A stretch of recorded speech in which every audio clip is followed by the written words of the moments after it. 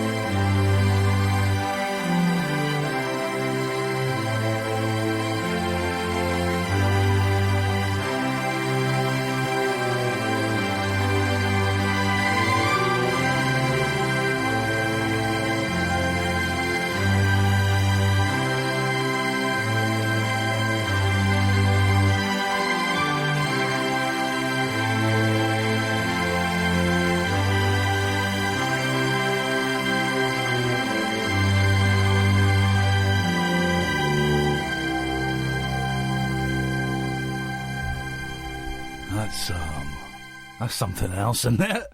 That's incredible. I only heard that on its own for the first time tonight. That's amazing. That's from the True Stories movie that I'm going to be banging on about until I see another bright, shiny thing. True Stories, David Byrne, Talking Heads. He did direct it. No director's commentary on the movie, which is disappointing, but plenty of extras, including deleted scenes. And then you get the CD of the actual soundtrack, which was never released, and that's on there. I might play some other bits and pieces from it later on. There's, including a song, there's the kids singing, I am the king of the world, the boss of all, the boys and girls. On the CD, and I've left it in my car, there's the full song of that, and it's Talking Heads rocking out with a choir of kids. Oh, God, it's incredible. It's incredible. Wow. 0344 499 1000 is the telephone number if you want to give us a call about anything. You know, I think it's going to take a few weeks for the vibe to get into the 90s. The vibe is sitting comfortably in the late 50s. I'd say 56, 57 tonight. We might get over 60. I don't know. I'm not promising anything to you suckers. But, so we're gonna jog along comfortably. But I did notice, I've kind of stepped away from the internet quite a bit, and I'm loving it, right? I'm loving it. My Twitter is gone. Might come back, never say never, but it's gone. I have deleted my Iain at iainlee.com email. That's gone. And you send an email to it. Go on, see what happens. I've got rid of the contact me page on my website. That's gone. That's gone. It was mainly nice people writing. There was some idiot today who I think was one of our trolls. I don't know if I deleted. Can I read you this wasn't why I deleted it. I thought it had been deleted. That page had been deleted already. I might have deleted my... I wonder if it's an all... Man, it was a very, very funny email. It was from one of two people. There we go. This is it. Shall I read it? It says it's from Robbie, and then it's signed by David. Oh, tricky. And it's like a made-up Hotmail email, right? Hi, Iain. This wasn't why I got rid of the contact me page on the website. This is what it came in by. But I just thought, this thought made me think I'm making the right decision to make myself less contactable from people. Hi, Iain. Just wanted to know your biased thoughts on the Michael Jackson child sex documentary. Wow. That's the opening gambit. I know you're very one-sided when it comes to these types of things and won't give MJ any benefit of the doubt, even though he was a very different person in terms of his outlook on life, similar to you, e.g. didn't fit in amongst most normal folk. Well, similar to me possibly in that respect, similar to me in the fact we're great dancers. I would say the difference was that I don't get turned on by kids. I don't know. That's just kind of a little difference for me. But can I ask that when you... and sycophantic Kath. Hello. That's what makes me think it's the first person. Of course it is. Of course it is. Alex, you're listening. Do discuss this on your radio show with your very limited info on the matter. Please do so fairly, keeping in mind the facts of the matter. And don't just go into attack mode just 'cause it's weirdo Jacko. He means wacko Jacko. We live in an outrage culture where headlines are more important than the truth. Maybe you've experienced something like that. Maybe you will exercise restraint. Maybe. Looking forward to listening to your biased, one-sided, derogatory, attacking, non-informed thoughts on MJ soon on your show. He says not attacking at all. Take care, mate! And the mate is in egg capitals with loads of exclamation marks. Signed David, although Robbie is the name in the email address. I'd have a nice cup of tea, Robbie David, whatever your name is. Go and tidy your Wikipedia page and calm down. Crying out loud. So I'm stepping away from online for, I've been doing it for a little while. And then, it's just, here's the thing, right? Being online makes me unhappy. But also, I don't think I can actually trust myself with electronic media. I don't think my behaviour is inappropriate around electronic media, I think. So, I know. So, stepping away from it had started and it's continuing, and I think it's probably the safest thing for everybody for me to do. So, and I'm changing, I'm getting rid of, I've got a private email address and I'm kind of changing that. I'm getting rid of that and just having a private email address that you'll have, my agent will have, and my sister will have, and that'll be it. That'll be it. Because if you do listen and want to get in touch with me, you can 5 nights a week, 15 hours a week. You've got my phone number. You've got my actual direct phone number. And then when we do the rabbit hole shows, you can come and say hello to us after the show and come and pick our brains after the show, during the show. Or you can phone us up during that show. So we're very, very available. And I'm looking at my Facebook page and thinking, well, what do I do? Where do I go with that? You can't DM me on there and haven't been able to for a long time. I'm wondering, is what I'm wondering. There was a reason I started telling this, and I can't think what it was. There was a reason. Oh, I know what the reason was. Gatford, you were the reason I started telling this. Really? Yeah, you were, actually. Ooh. Well, how odd. You've not phoned in for ages. I start telling a story because of you, then I forget that I'm telling this, why I'm telling the story, then you ring in, and I realise it was you. Because, yes, my personal Twitter account is gone, but I do have a separate Twitter account, which I use for individual business. And I'm not going to say what that business is, because I know a load of the listeners have just kind of latched onto that. And that's cool, but it's not about, that isn't about this show, right? But I follow Catherine on there, and I follow Scott Balcony, I think it was, retweeted one of your tweets. Ooh. Do you know what that tweet was? Well, because it's the whole. Well, you need to suck it up, Buttercup, because the whole show is based on your tweet. Who'd have thought? Is it? Yes, it okay, is. Well, thanks for running that past me. Okay. Sorry, Kath. In advance. I mean, what would he have retweeted? Oh, something. Did I tweet something about the fact that there should be a line set up so that way you could scream at people for 5 minutes? Ladies and gentlemen, tonight's show is a line set up where you can scream at people for 5 minutes. Oh, God, really? I don't know if I can... Not actual screaming, but just vent. You mean venting, didn't you? Yeah, I just want to be able to scream at somebody. I don't want them to answer at the other end, and then I just put the phone down and we never know what happens. Sort of the phone version of one of those rooms where you can swing a bat around and smash plates and that. You have got it 100%. Right. Now, when you say scream, do you mean or God damn it, I hate the world. I nearly said I want to suck it off. The whole world, dear God, man. Think of, no wonder think of the chapped lips. Online. You've got to have time. You're not going to have time for that. Gosh, chapped lips. But get past the Carmex. No. So what do you mean by it? I mean, I had a very frustrating day. Yeah. I don't want to take it out on any individuals or animals or random people in the street. I just want to pick up a phone, scream like you scream into a pillow, and then put the phone down, and to know that that person hasn't taken it offensively, that there was no repercussions. Am I allowed to ask what the stress was today? They have decided to remove the fax number from our office, and nobody has thought of the repercussions. Right, OK, hang on. For those who don't know, listeners, fax is a very, very old-fashioned, it's about 40-year-old way of sending info. It's like old-fashioned emails down the phone with paper. Yeah. What would the repercussions be? We've got to change all our letterheads, our compliment slips, our email signatures. Email signatures. That's 7 seconds. You'll never get that. Here's a solution. You know, in your letterheads and that, just go through it with a Sharpie and just blur it out and scribble it out. But my point was, who's going to end up doing that?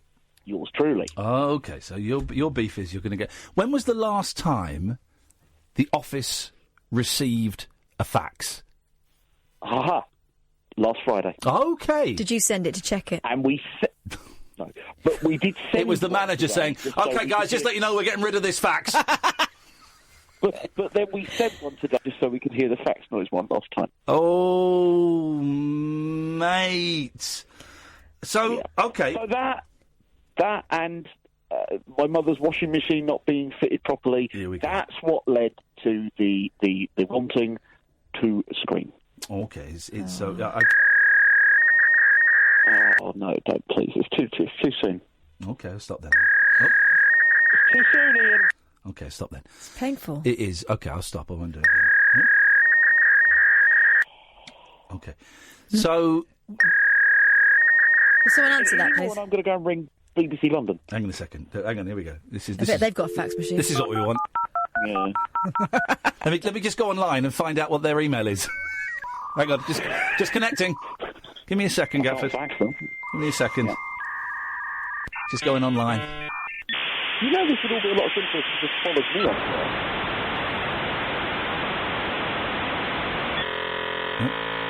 Oh. Struggling. Hang on, Gafford. Just struggling to get online here. Hang on. Yeah. Mum! Helping me. Mum! Put the phone down! Put the phone down! I'm on the internet! I'm on the bloody internet! Put the phone down! Flashback from Nan. OK, we're online now. OK, Gatford, well, Scream away, buddy. You could just follow me on Twitter, and then you'll get better ideas for the show from me. Mate, we've been in contact with each other for 16 years. You've had one good idea.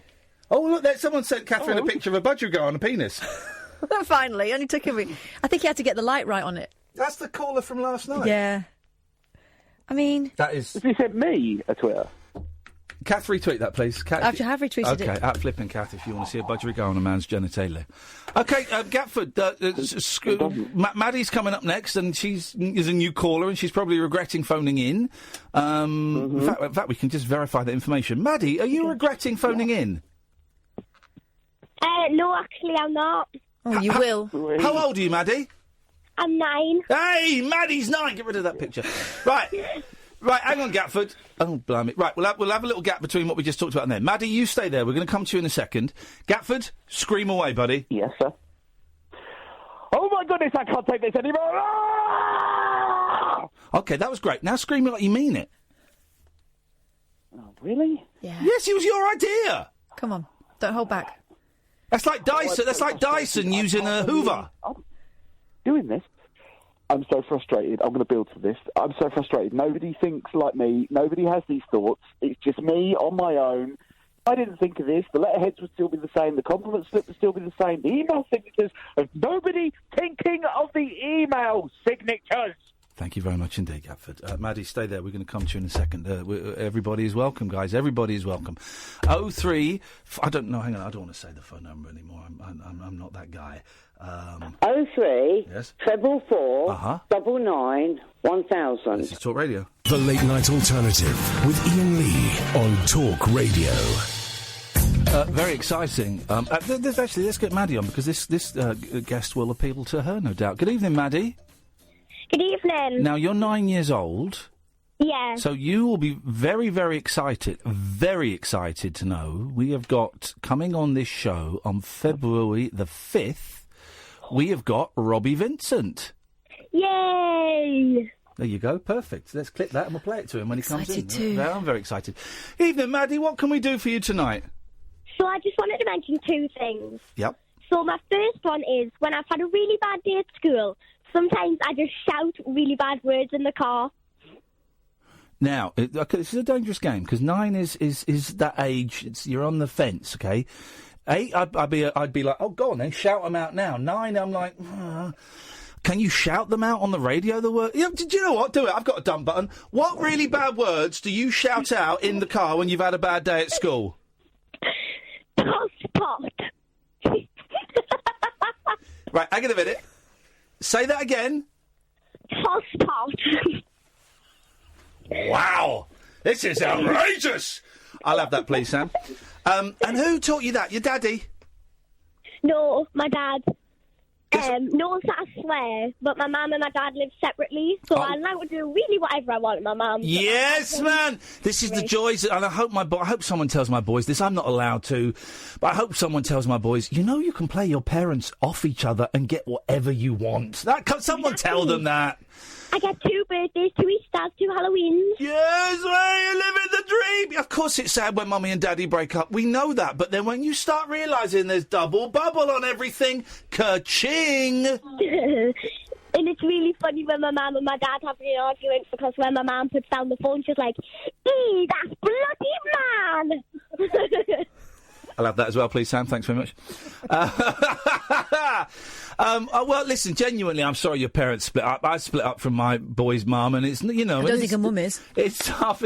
Can we have a conversation about this, Maddie, or do you find it too upsetting? No, it's fine. I'd love to pick your brains, right? And if I ask anything you don't want to answer, you just tell me to jog on or call me a tosspot, and we'll be fine. So you're 9 now. How old were you when your mum and dad split up? I was 1.5. Oh, okay. So you don't really remember them being together. Well, it hasn't really been that hard, because my mum had loads of boyfriends and they were really nice. But my mum had a boyfriend that I was really close to, and they got engaged, and he passed away. Oh, mate, no, Maddie, I'm so sorry. What bad luck your mum's having, apart from, the long list of boyfriends. What? What terrible, terrible luck your poor mum's having. That must have been very upsetting for you as well. Yeah, but we've learned to live over it for the years, and I guess we've got a guardian angel now, so... He's still with you, is he? He's looking over? Yeah. Hey, that's not bad, is it? That's a little Brucey bonus. And because we met him, we lived on the farm, so I just want to give you some advice, and if you've got any questions... Yes, because, of course, as everyone knows, I'd forgotten, although I remember every time I go home, I am living on a farm. Here's the question. Yeah. Here's the question. How the hell do you keep it warm? Because it is freezing on the farm. Well, first of all, get a boiler suit and get some high wellies. Get a boiler suit and get some what? High wellies, like knee-high wellies. Knee-high wellies, yes, and a boiler suit, yeah. Yeah, and also have some, you know those radiators that are on wheels and you, like, move around? Yes. I had loads of them. So if you just get really long cables and really long extensions, as long as you don't mind having loads of wires around your house, just have, like, 2 in every room, you'll be fine. OK, right. That sounds very complicated. No, it doesn't. Sounds like a complicated... Sounds dead easy. I've had a bit of a stressful day today, Maddie. You're probably aware. You sound like a regular listener. Hang on a minute, what are you doing up at this time of night? Don't listen. I don't. No, Maddie, stop. I don't want to hear what your mum just whispered into your ear to tell you. I heard that, Mum. I don't want to hear. I don't want the answer that she gave you. I want to hear the answer from your own beautiful 9-year-old brain. Why are you up? Because I don't give a damn what people think. What? Girlfriend! Wow! Maddie, it's really nice to talk to you. Give us a call anytime you want. Okay. Take care. Bye-bye. We've got like 5 new buttons for the hotkey there. Yeah, sass. Sarsaparilla. Sarsaparilla sandwich and pie. Gosh, she reminded me of my youngest. Which is going to be trouble. My mum's had loads of boyfriends. Not that part.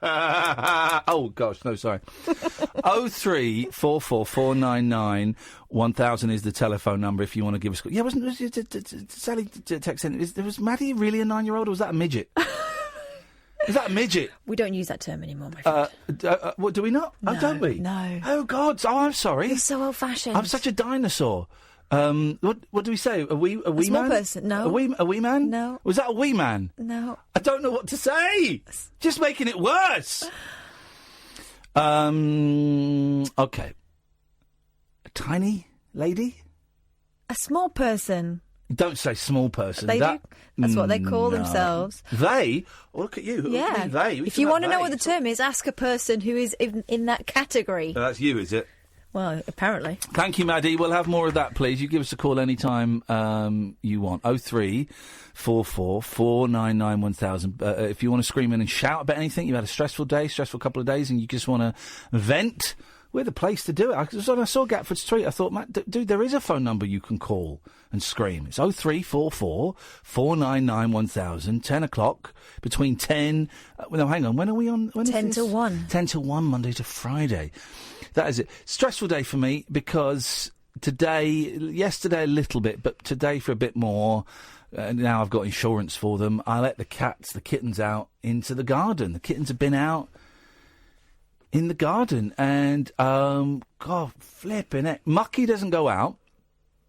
Mucky did go out when I put a bowl of tuna out. She went out and ate it, but then she'll just grab a mouthful, then come in and eat it in the kitchen. She's not stupid. No.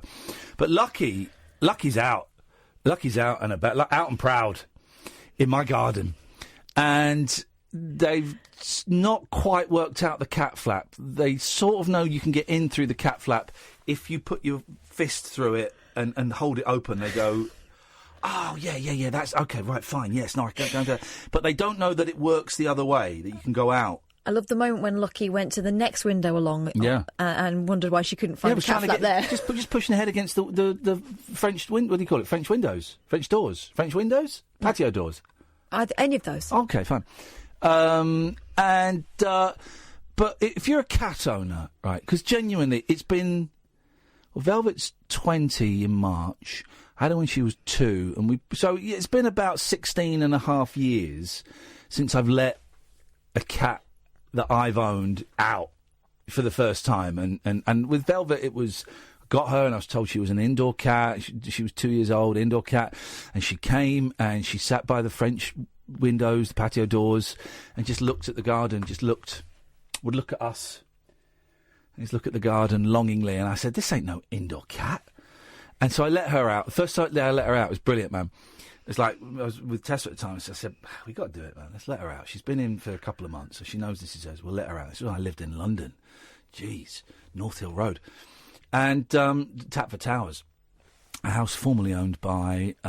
this is a house formerly owned by Crispin Mills, a cooler shaker. It was a 3-storey townhouse, and it had a cellar. What? And a garden? What the heck? And you know what I was... Anyway, so we opened the French doors, and the cat stood there like, whoa, this is big. And she sat there for about 2 minutes, and then went... then stepped out, and just as she stepped out, there was the biggest gust of wind you have ever seen in your life. It was like a storm brewing, and it came and it blew Velvet off, and she came running in, and she wouldn't go out again for another week. Anyway, so the Lucky and Mucky have been out, and the cat flap isn't permanently open at the moment, and I'm just I'm terrified. And I know the thing is, just let them out and do their thing. I'm terrified, man. My babies. What happens if one of them gets killed? Do they make little, crash helmets for cats? You could pad them up. The thing is, Velvet now lives up in my room again because she doesn't really go down. And I'm not quite sure how to change that. Sorry, this must be really boring for you, dear listener. Oh, well, go and listen to Tom Snorbrick. You know. But Velvet can't get out of the garden. There's chicken wire everywhere, and she can't climb or jump anymore. But these guys can get out. They could get on the train track. They can go next door. They could get round the front easily. So, tense times. It's been a tense old day. 0344 499 1000 is the telephone number if you want to give us a call. This is the Late Night Alternative on Talk Radio. The Late Night Alternative with Iain Lee. Doing lots of things that we don't know about, we can't control. On Talk Radio. Yes, great. 0344 499 1000. If you want to give us a call, you can. This is the Late Night Alternative. I'm Iain Lee. That's Catherine Boyle. We're getting lots of new listeners, which is groovy. Vibe is like 56%. 56%. It's not great vibe. That's our problem. It will be your problem if you don't dig the low vibe. I reckon in a couple of weeks we're going to be back in the 90s, but it's going to take a little while to get there, guys. Just a little while to summon up the speed. But if you're new and you're waiting for the question or you're waiting for the topic or the talking point, then there isn't one on this show. We don't have one. We don't, do for the first hour. We're going to say, so is Donald Tusk taking the mickey out of Britain when it comes to Brexit? Are they bullying us? Call us now. I mean, we could do that. We could get a load of calls on that, but I don't really see what the point is. What would happen? What not going to change Donald Tusk's mind, not going to change your mind or my mind. Here's the problem with Brexit phone-ins, is no one's mind changes. No one's mind changes. When have you heard, apart from the guy that phoned up James O'Brien, what have I done to my country? No one's mind changes. The people that voted Remain are still going, I think we should remain. And the people that voted Leave are like, we should definitely leave. And there's the people that were a little bit fudgy in the middle are still a little bit fudgy in the middle. No one's mind changes. It's been the most pointless 3-4 years ever of life. So it's even more pointless to do a phone-in, and it breaks my heart to do a phone-in on that. And it breaks my heart that, if I drive home and listen to... Paul doesn't tend to do it, actually. Occasionally, if it's a big news story, he'll cover it, but that's it. But flicking through the other kind of phone-in stations, and they may have a raft of topics, but there'll be a Brexit one in there all the time. And listening to this station and other stations in the daytime... It's Brexit, man. It's Brexit. You listen to PM on 5 Live, Radio 4, and it's Brexit. You listen to Eddie Mayer on LBC, it's Brexit. Listen to Julia on here, it's Brexit. It's just everywhere. And I find it boring, and I'm not that bothered, and I haven't been that bothered. There must be others like me. It can't be just me that isn't really that bothered. I'd rather it would go one way than the other. But I'm not that bothered, and I wasn't bothered when it was announced, and I've not been bothered at any point. So to switch on the radio speech radio primarily, obviously, and all it is right-wing presenters banging on that we need to leave and we need to leave now. I would say slightly less, but maybe that's my bias. But left-wing presenters saying we need to leave and we need to stay and Jacob Rees-Mogg is a dick and Theresa May is an idiot and that's it. And people phoning in generally agreeing with the presenter because we tend to listen to presenters that we agree with. I actually don't. I do listen to a fair few presenters that I disagree with because I find that kind of helps strengthen my argument. But sometimes I change my mind, and I just get bored listening to people that agree with me all the time. So I listen to a bit of George Galloway, who I don't agree with a lot, all of his stuff. Ferrari, Ian Dale, people like that. A bit of Julia. But generally, you've got a 3-hour phone in about Brexit, and it'll be people phoning up. Yeah, I agree with you. Everyone else is an idiot. Wait, what is the point? What is the point of that? There's no point to it whatsoever. So, really, I don't give a damn what people think. Exactly. 0344 499 1000. By the way, thanks to Domino's Pizza, who took an hour and a half to deliver a pizza to me tonight. Losers. And when I phoned them up, right, the app said it had been delivered after 30 minutes. It said the app said it had been delivered. So I phoned up and said, guys, it's not been delivered. Oh, let me just go and speak to the driver. Yeah, he's 5 minutes away. An hour later, he still hadn't arrived. Oh, man. I think I've got my money back and we got the food. But the guy said he'd give me my money back, but I don't. There was one guy, right, I phoned up several times. I was peed off. And I said to George, stay there, I'll come to you in a minute. I'll come to you after the break so we don't have to be interrupted. And I said to the guy, right, you told me 20 minutes ago it will be here in 5 minutes. No, not me, bruv. Not me, buddy. Buddy. I had it on speakerphone so Kath could hear it. Not me, buddy. I said, yeah, you did, man. I recorded it. No, I just came in. Just started. I said, right. Sorry, who starts a shift at 7:40? No, I just started. At 7:40? Yeah, I just walked in and picked up the phone, buddy. OK, right. You've just spoken to the driver. How far away is he now? The driver is 2 minutes away. I said, right. We'll wait. And he then said, yeah, buddy, get your watch out. I think that was cheeky. Yeah, buddy, get your watch out.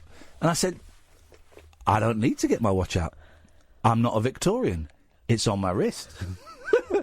He went, yeah, OK. So 90 seconds passed. I went, oh, he's going to be he's 30 seconds away then, I'm guessing.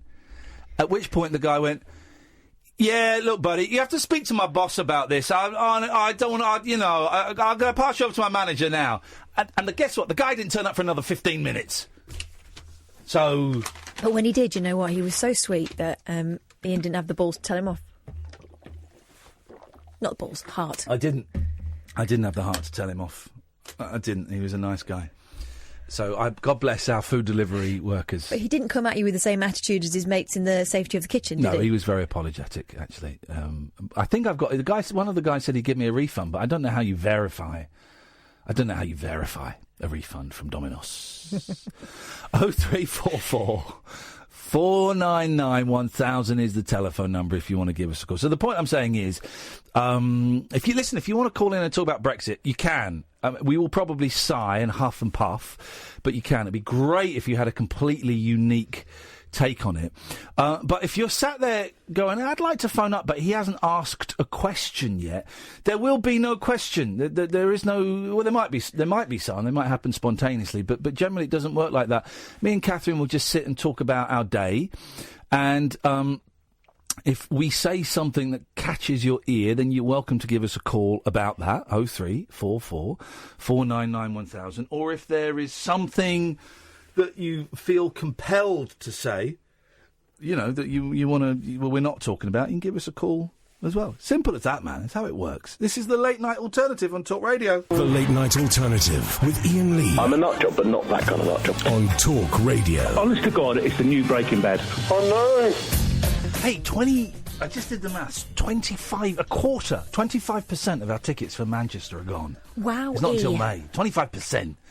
here's the thing: if we sold them all by the end of next week, which we won't, but if we sold them all by the end of next week, I'd try and get another show in there. I would try and squeeze another show in, whether it be a matinee show or one on the Sunday evening. I would try and do another show. So, Manchester fans, if you want to come and see me and Catherine, we're playing in May, small venue. I mean, it only holds 70s, and it's not exactly the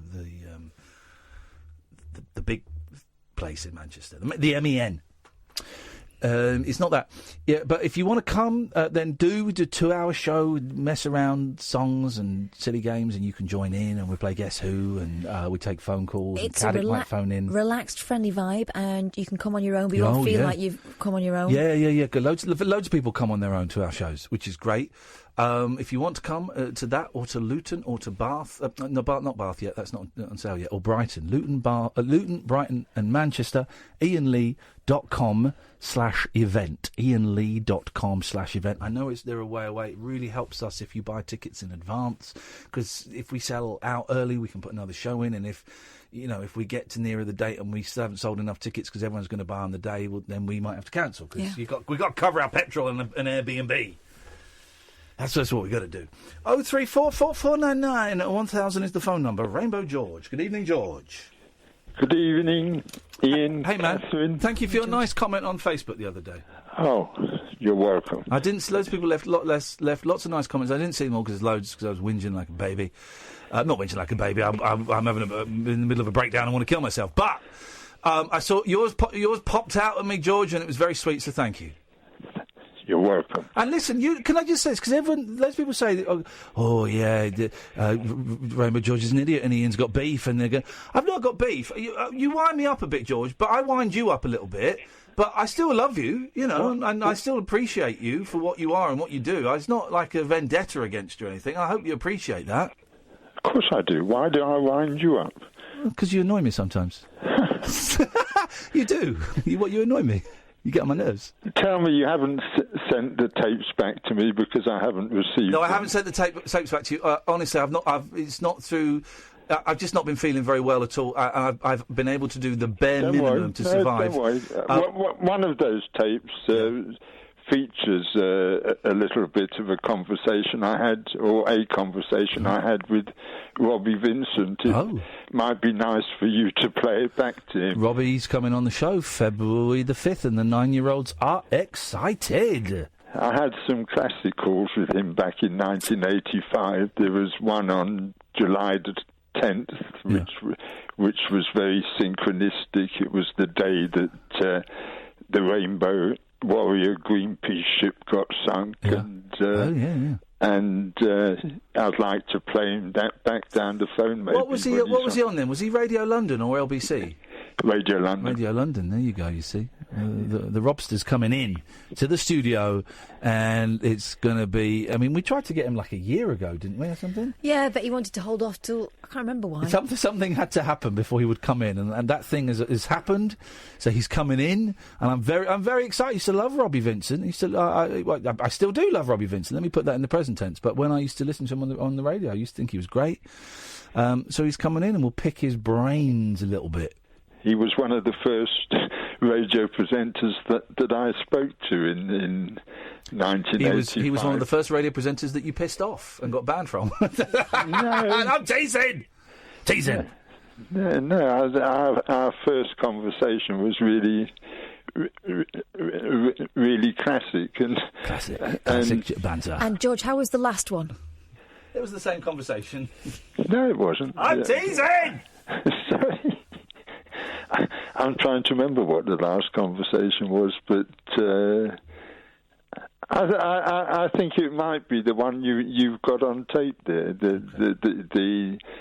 The half-hour programme I did on Radio London, or they did a half-an-hour programme on me, and you have a copy of that, and I've got a feeling that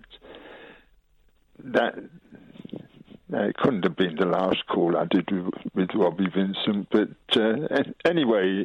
I'm just looking, I'm on Facebook, right?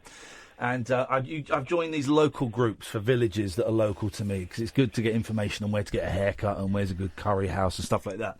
So someone has just posted this. This is the text, and I'll show you the picture. It's hard to make out the picture, okay. But if you once you look at it, you can see it. Interesting parcel on top of our fence. Unless an acrobatic dog has been placed there deliberately, this is nothing but disgusting. If you're the culprit, please come back and remove it. It's a massive poo balanced on a fence. Flipping it! Look at that. Look at the size of that. Someone has done a poo on a fence, and this lady has taken a picture of it and put it on a local Facebook group. The thing is, that poo is standing to attention as well, so there's all kinds of logistics at play. That is outrageous. That wasn't you, was it, George? No. My 9-year-old ran home from school today because one of the boys picked up a poo bag off the floor and was swinging it around his head as if to throw it at them. Who are the people? Well, I mean, fair play. Who are the people who put their dog's poo in a bag and then go, just leave it there. No, fine. not so much that. Because I've occasionally I've dropped a bag by mistake and just not realised. Sometimes I've gone out without the bag and the dog's done a poo and I've had to, and there've been people around, so I've mimed. That's a standard procedure, I think, for dog owners. I've mimed, I pretended to get it in my pocket and then bent down and pretended I'm holding it.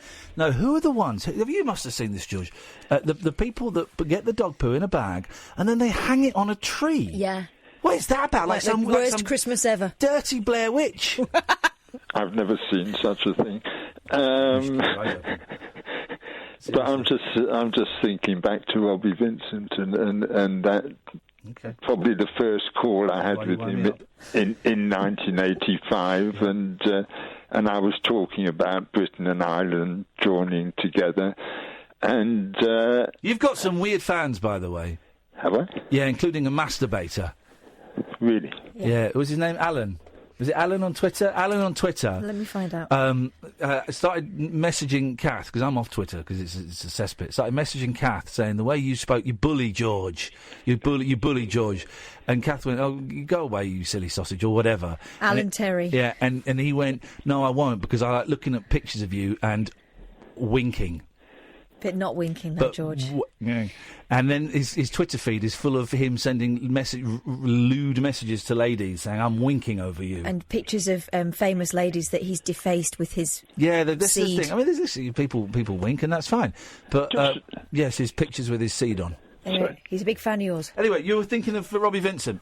Yeah, I'll say that first call and me talking about Britain and Ireland joining together and becoming the Wise Islands, that was 35 years ago nearly, and or 34 years ago, was it 85? Yeah, early 1985.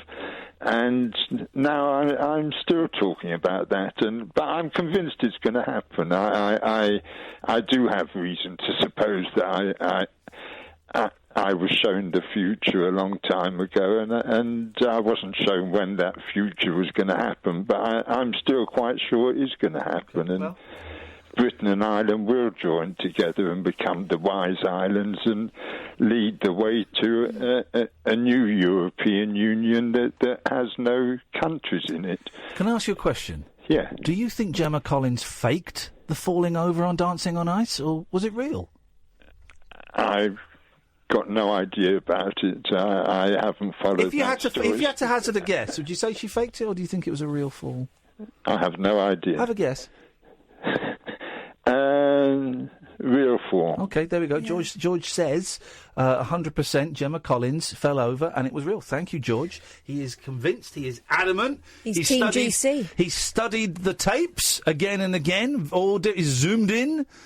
I love it on American Detective series when they got like some really crappy black and white CCTV footage. Right, you can't see anything. They go, wait a minute, what?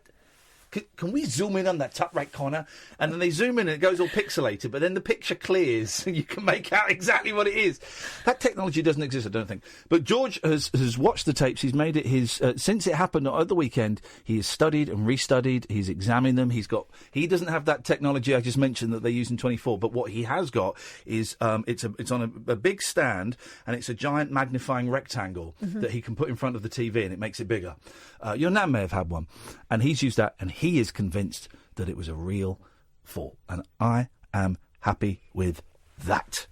0344 499 1000. I have very little beef.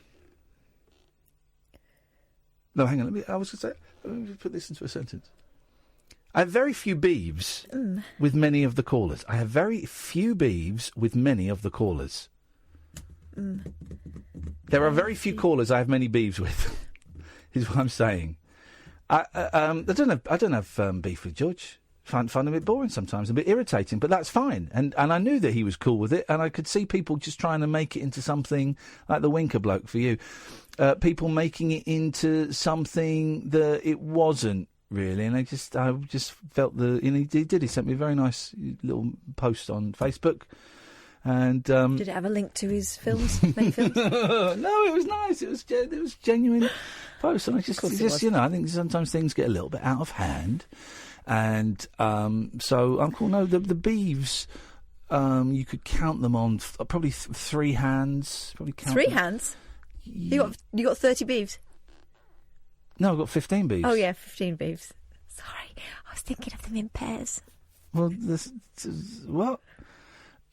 There's oh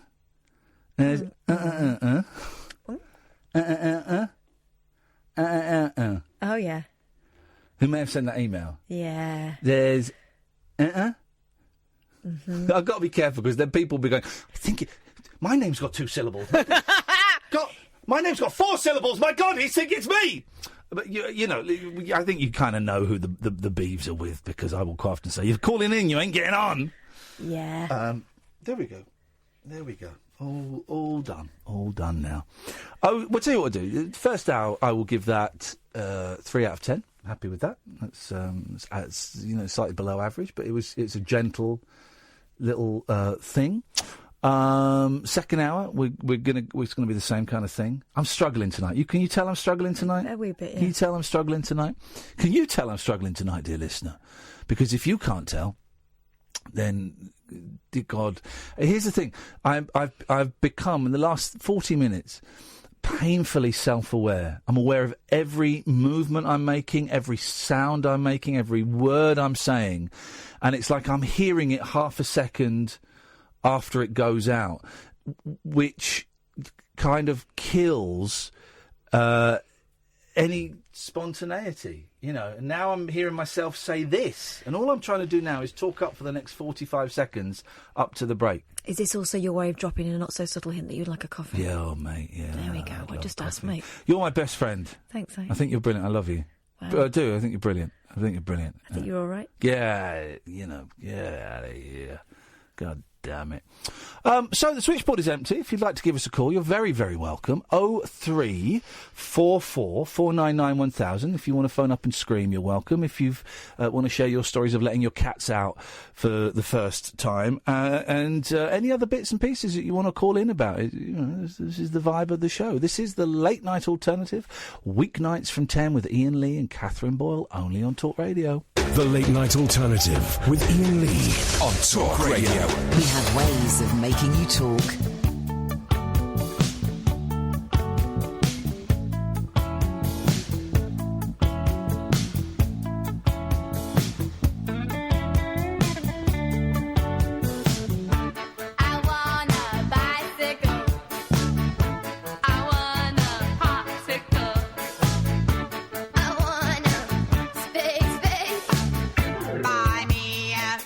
Cherry face now.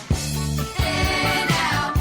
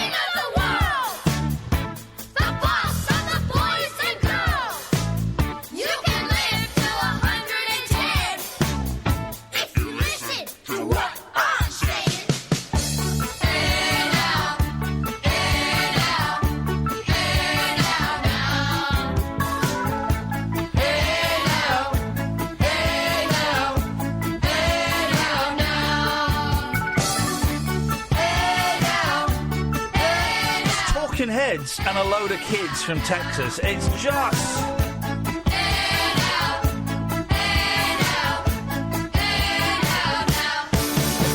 That was recorded 33 years ago and only just been released. My God. That is great. So it's a tiny scene in one of my favourite films, True Stories. I could play another song later on, Dream Operator. Oh, jeez, man. And but in this the film they sing Acapulco, but then there's a 4-minute version backed by talking heads, and the middle eight, it's just pure David Byrne, but it's being sung by kids. 0344 499 1000 is the telephone number. So, exciting news, okay? We're screening the Bros documentary, Catherine and I, as part of our Rabbit Hole Picture Show evenings. It's March the 2nd, it's sold out. And it's sold out about 2/3 you, dear listener, 1/3 Brossettes, who have got no idea who I am or Kath is, never listened to the show. David and John, I'll come to you in a second, biblical names, I like that. They just come in to see the Bros film and to see Joe Perlman, the producer. 2/3 are people, 1/3 Brossette. How on earth will we tell the difference? Well, I think. Okay. So we got this guy, Andrew, who listens to the show in Las Vegas. Uh-huh. And he's flown over from Las Vegas to see us live. Right? And he brought biscuits. And then he said, I think I can get Luke Goss to record an intro for you. So what did I say to him? If you can do that, you will get, was it free tickets to Everything We Ever Do Ever? Yeah. This plum won't stop emailing me now. So this was 11 days ago. Hi, Ian. You might be in luck. I spoke with Ollie Rowland, who is Matt's manager. He thinks he can do it. They're about to fly back to England for the TV Awards next week, so it won't be immediate, but I think this will happen. Sorry I won't make this rabbit hole, but looking forward to my lifelong free tickets. Oh, confident. You cocky SH1T. I can't wait to see you fall flat on your backside. Next email from yesterday. Hi, Ian. I've been in touch with Matt's manager. They've agreed to do the video intro for your show. What? Do you want to send me a few words of exactly what you'd like him to say? He's just back in Vegas from his trip, and I hear he's a bit unwell, so it might take a few days, but should be fine. Looking forward to my tickets for life. Wow. So we're gonna have a video introduction from Matt. Because I tried just tweeting them and asking, and they've ignored me. Well, I DM'd him. Yeah. So obviously Andy's given him the personal touch, and that's fine. Matt, Andy, are you listening? Give us a call. I'll tell we want our names in there. I want to hear him say our names. Mm-hmm. Ian Lee and what was your name? Sorry. Oh my God, Catherine Boyle. Catherine Boyle. But we want to say him to say a big thank you to his fans because they're going to be there, and it's. And we need him to mention the Rabbit Hole Picture Show. Yeah, that's it. That's it. The rest is down to him. The rest is down to him and his spontaneity. He's a wordsmith. He knows his stuff. What is the legal position of giving this guy? Who was it? Nick, who was the barrister that phones in. Is it Nick? I think it was. Nick, if I've got your name wrong, well, then I'm talking to someone different. But I'm terrible with names. If he could call in and just see what the legal thing is, because I don't really want to give this guy free tickets for life. I know. That's us out of probably. You had that over the years. That's like £50. You're thinking of this all the wrong way. Yeah. We For kill him. life, for his life, right? His life, we kill him. Exactly. Okay, fine. Don't mention that on air. If anyone wants to kill one of our listeners for us, 03444991000. So we can save about 15 quid. I've got a brilliant idea as well, and I have to be careful how I phrase this because I don't want to draw attention to stuff. I'll just say it. Okay, so if you want to make a complaint about a radio show, and this is I'm not really doing myself any favours, but if you want to make a complaint, I would suggest go into the station, but the official body is Ofcom, right? You go to Ofcom. And if you go to a station, they will look into it. Trust me, they'll look into it. But if you're unhappy with the way it's done, then you go to Ofcom, okay? And I know that a show here recently got an Ofcom upheld, and people constantly complain about this show. This show has never had an Ofcom upheld, okay? It's never had one upheld because we know what the rules are, we follow the rules, and Ofcom knows what the show is, and they kind of dig us. So thank you, Ofcom. I appreciate that. I don't agree with all their judgments, but I agree with those. I agree with ones in my favour. Someone complained about us recently, and every month or every 3 months, Ofcom publish all of the complaints, the ones that are upheld, the ones that are not upheld. And someone complained about this show. I don't want to go into the specifics because I don't want to awaken the beast of this guy who shouldn't be on the internet anyway. Who shouldn't be on the internet, and anyway. But the basis of the complaint was someone phoned me up and said you should come round to my house for tea. And I said, no thanks, you sound like a sex offender, right? And that was basically what the complaint was. There's a few other bits and pieces, but that was basically the complaint. So what happens is, the complaint goes to Ofcom. Ofcom phones up Denny, our boss, and says, we've got this complaint, can we get the audio? So Denny then speaks to Kath. Kath pulls the audio off, listens to it, and so that we all... I don't tend to listen to it unless it's getting a little bit heavy. You only have to really do it once. Kath listens to it, Denny listens to it. They kind of decide whether actually there may be some basis for the complaint, in which case you kind of have to roll over and go, OK, maybe we got this one wrong. Or if there is no basis for the complaint, we feel, then... You write a robust defence saying, well, this is what was said, we feel this was the context, this is the tone of the show, da, la, la, la. Like I say, none of the complaints for this show have been upheld. But what Ofcom did, and it's beautiful, and I won't read it, I'd love to read it, but I don't want to, because I don't want to draw this attention to this particular individual, OK? But what Ofcom then do is they put the transcript of about 3 minutes of radio up. Right, transcript of this show, right? And there's a brilliant bit where the guy hangs up, right? And it says something like, clattering is heard. Kath, you're not phoning him back, are you? Me. No, of course not. No, it was don't you dare phone him back. Don't you dare phone him back. That was it. But here's the thing, right? I'm sat there reading the transcript of this complaint.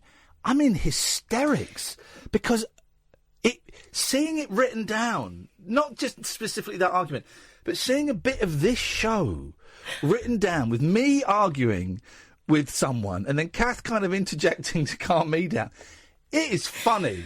Well, it's funny. Here's another thing. Sometimes I'm not around to take the audio off, right? Especially if it's quite old. So I have to go into our system here at work, and obviously I don't come in till late at night. So on the occasions where some poor sod who works earlier in the day has to fish it out, I have been told that you can always tell who the person doing that is because they're usually laughing. Yeah. It is... but this is what I'm thinking. I'm thinking, right, I don't listen to old shows. Why would I?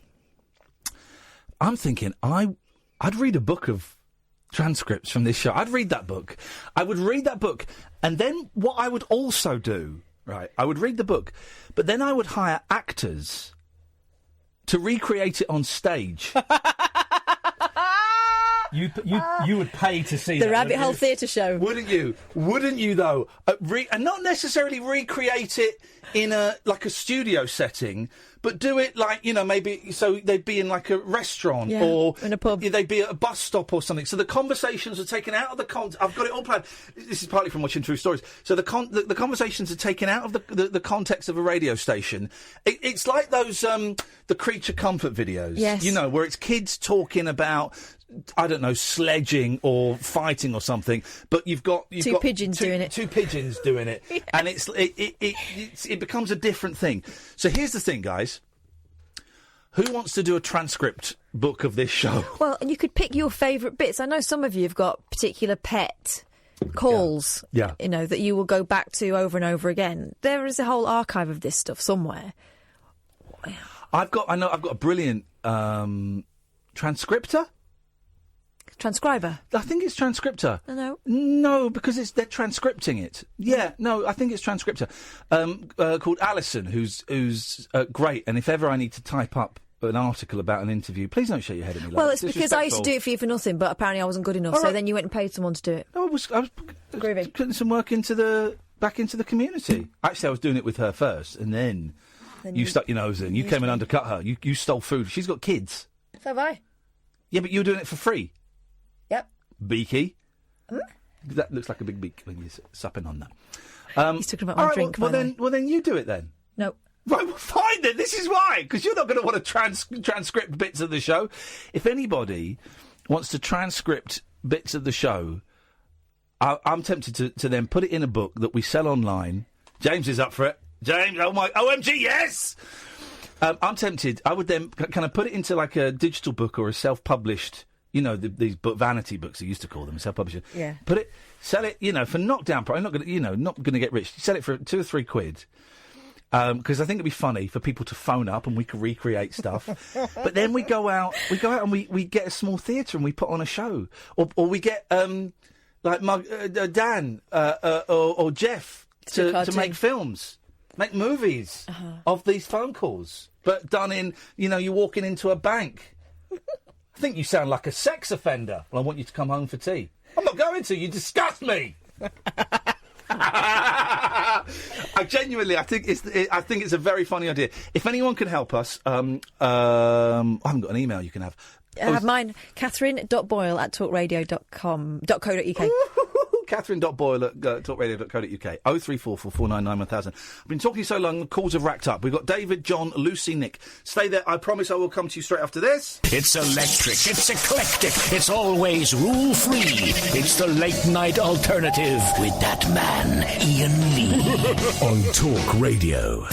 It was, of course it was. Well, George has verified it, and that's all the information we got. He thinks it was real. We have to go with that. Right, let's go. Sorry, everyone's been waiting for ages, so I'll try and do these in the order that they came in. Good evening, David. All right, Steve. All right, Steve, mate. I've been on hold for 15 minutes. What's going on? You're going to be on hold for another 5. Let's go to John. Good evening, John. Hello, Ian. Hello, Kath. How are you doing? It's good. Okay, mate. What have you got for us? A couple of things, really. Just with you saying that you felt a bit... yeah. You know, I've rang before and mentioned that you do a lot for other people as well. It's, you know, for every idiot that you get calling you and trolling you online and what have you, there's maybe 50, 100 more people that appreciate you. It's just letting you know, again, that there's that side as well. Thanks, brother. I appreciate it. No, it's all right. And Kath as well, she's great.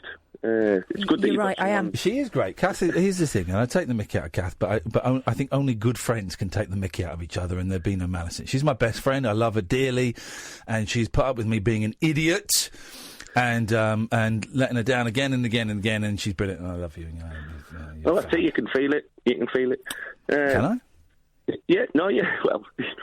Maybe not. That was childish of me, John. I'm sorry. He's trying to be sincere and nice. Just take it, John. He doesn't. Stop it. He doesn't take compliments very easily. No.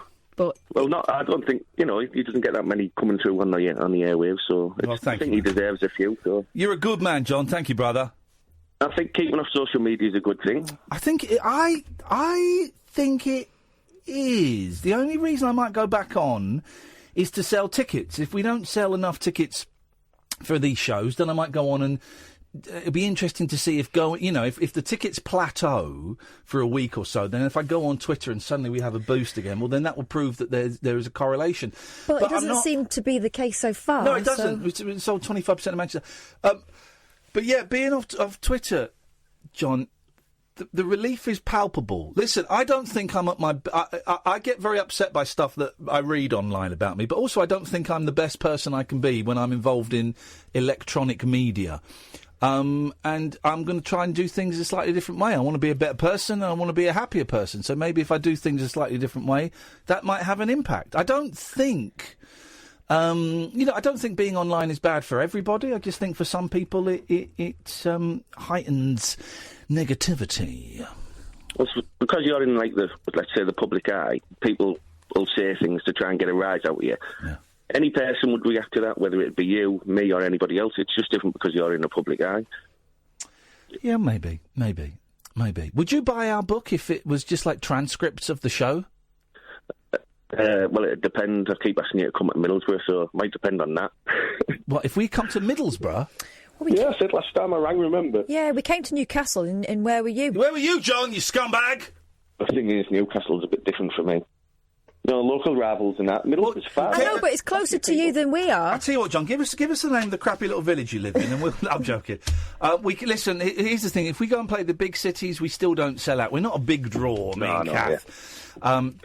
And as much as we'd like to go to every small town, I mean, I'd love to go and do some shows in, like, village halls and stuff like that, but, we're both a little bit skin, and, all we really want to do, we don't do it to make money. If we can come back with a few quid profit, beautiful. Yeah. But as long as we can cover petrol and cover expenses, as long as we can break even and cover a couple of meals where we're going...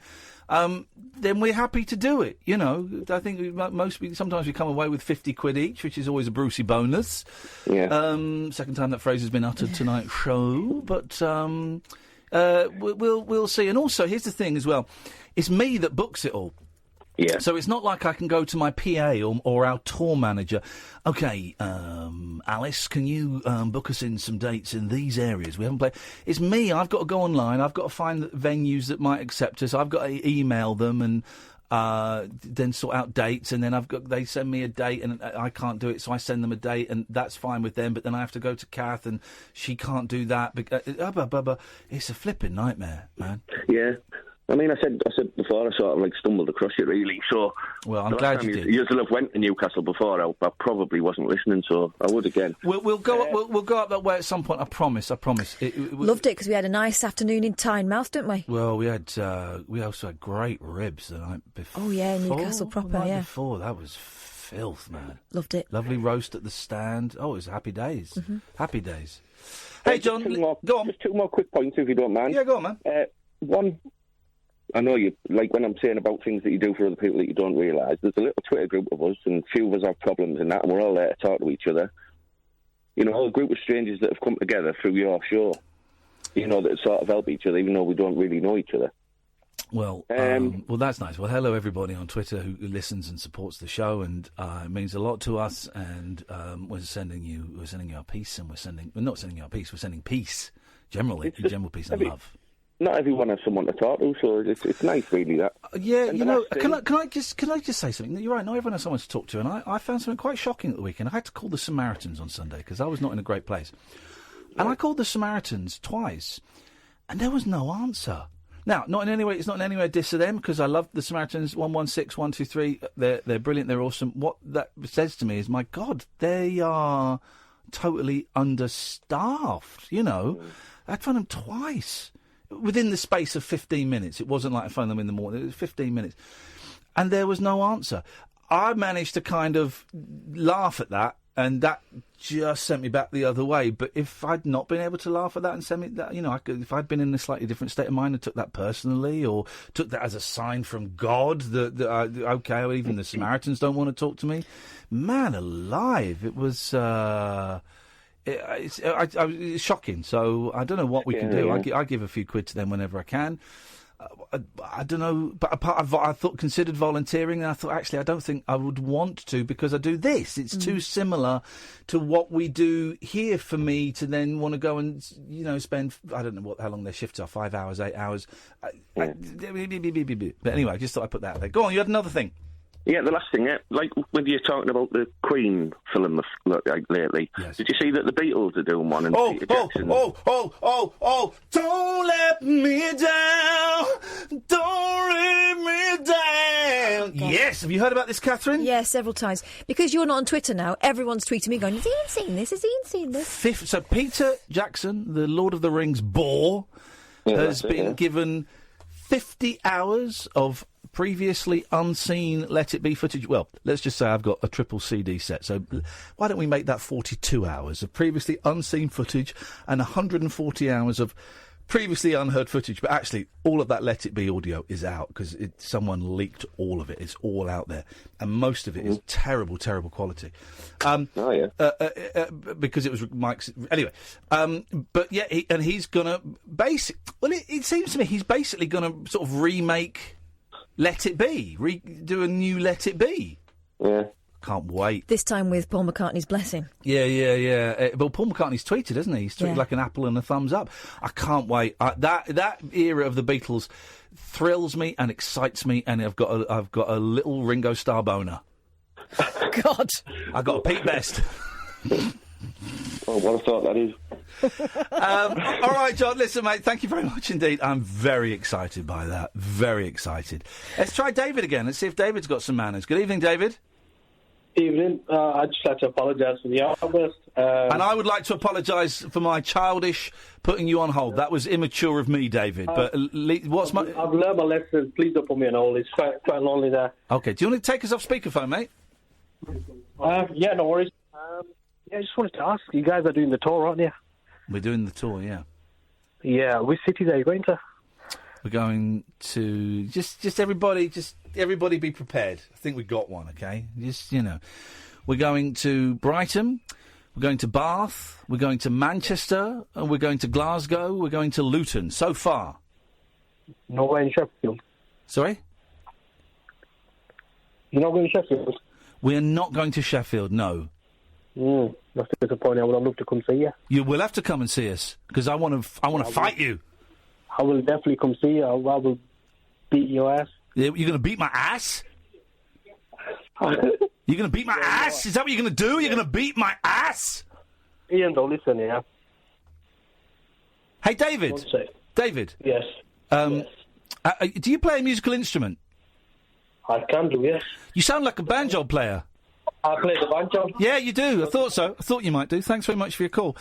I knew it. You can spot them a mile off. Lucy, you're next. Then it's Nick. 0344 499 1000. This is Talk Radio. The Late Night Alternative with Iain Lee on Talk Radio. Yes. That's all I'm saying. Let's go to Lucy. Good evening, Lucy. Hello, good evening. I'm laughing because Kath has got a picture. Her screensaver. Do you describe your screensaver? It's brilliant. My screensaver is my two little girls dressed up as Laurel and Hardy, and they got the hats on. So we got some hats when we went to see that film. Yeah, I brought them back and I said, "Girls, can you just put these hats on? And can I just face paint a little black moustache on you, little one?" Oh. So she's got the littlest one, who's still got her sort of chubby cheeks. Is Oliver Hardy, and the other one is very tall and thin, and so she's Stan. And I said, do this. I showed them the faces to do, and they've done it brilliantly. It's such a good picture. They've got it spot on. It's black and white. I'm just saying to Kath, don't leave it in digital format. That would look nice on one of those canvas. You know the canvas pictures you get that are mounted on the squares? I think that would look nice as a canvas. That's all I'm saying. Oh, bless you. Beautiful children impersonating beautiful comedians. It's good, isn't it? Sam's seeing it now. Look, he's having a laugh. Isn't it a lovely canvas? Has to be a canvas. All right. Has to be a canvas. I hear you. Lucy, good evening. What can we do for you? Hello. It's my first time calling, so I'm a bit nervous. Well, welcome. I'm sorry we kept you on hold for so long. No, that's okay. Thank you.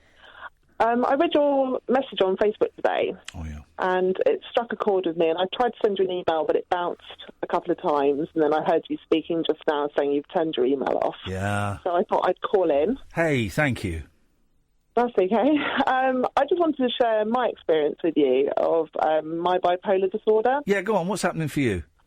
So I was off my meds 3 years ago and got quite depressed and didn't even think that it was meds related or anything. Even though I'd had episodes before, I just didn't think about going back to the doctor or anything like that. And then a few months later, I had a manic episode, went on holiday for 2 weeks to Japan and didn't come back for 2.5 months.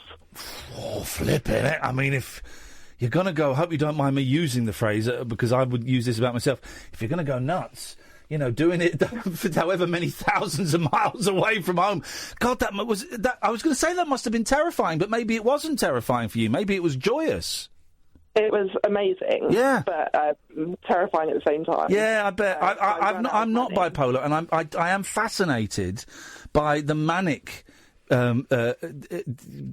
part of your disease. You know, I think sometimes I can kind of err on that a little bit. A very minor polar thing going on, but certainly not enough to be classified as bipolar. Well, how does your manic period start? Is it instant, or have you got like a week or so where you can feel things changing? It starts with a lack of sleep. Right. So I'll start waking up at 4 or 5 in the morning and doing craft projects or rearranging my flat. Yeah. And then it sort of gets worse and worse, and then I start to get more extreme and want to go to Tokyo and things like that. I want to go to Tokyo all the time. I love it. What were you doing in Tokyo then? While you were not well? At first, I was just sort of doing a lot of karaoke, meeting people, going clubbing, that kind of thing. Yeah. And then my bank card got blocked, so I didn't have any money for a while. Oh, Lucy. And ended up sort of sleeping on the streets. Oh, mate. In parks and things, doing what I could to survive. Oh, God. So, yeah, it was quite an experience. Yeah. And in the end, my brother had to get in contact with the embassy to actually get me home. Oh, I'm sorry. I was making light of it, and it sounds like it turned hideous. No, it was an amazing adventure at the time. But I think when I got back, I was sectioned because I was in the belief that Keanu Reeves was the second coming and that I was an angel. Yeah. And it had all gone very squiffy in my mind.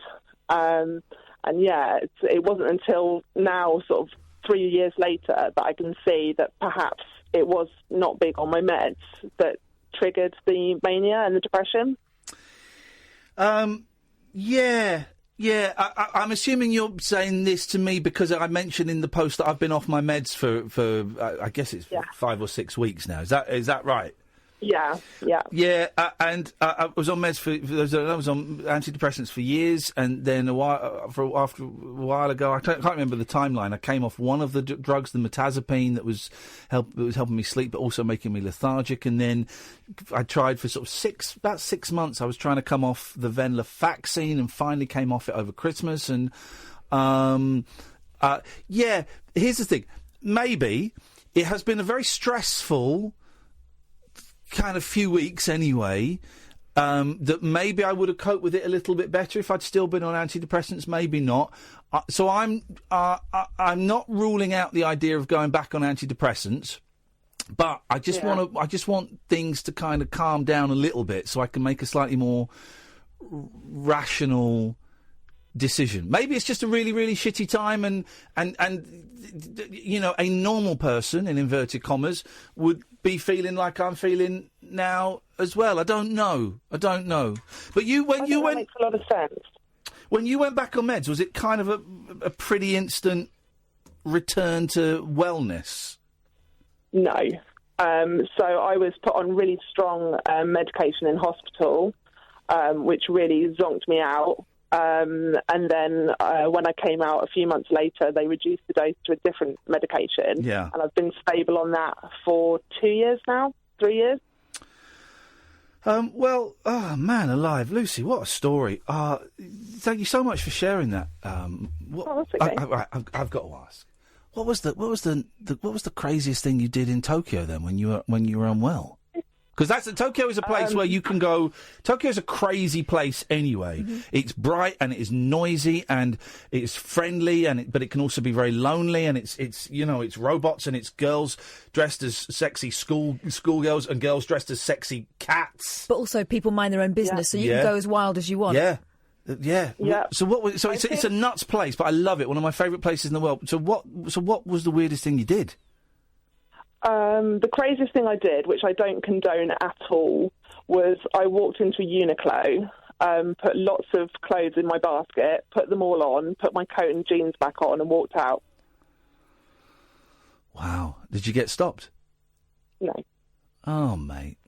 Not at all. Oh, Lucy. There was no security tags on any of the things. No. And it sounds like that is not your normal moral or ethical direction you'd be heading in.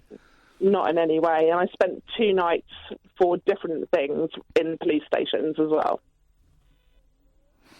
So that was quite frightening. Yeah, I bet.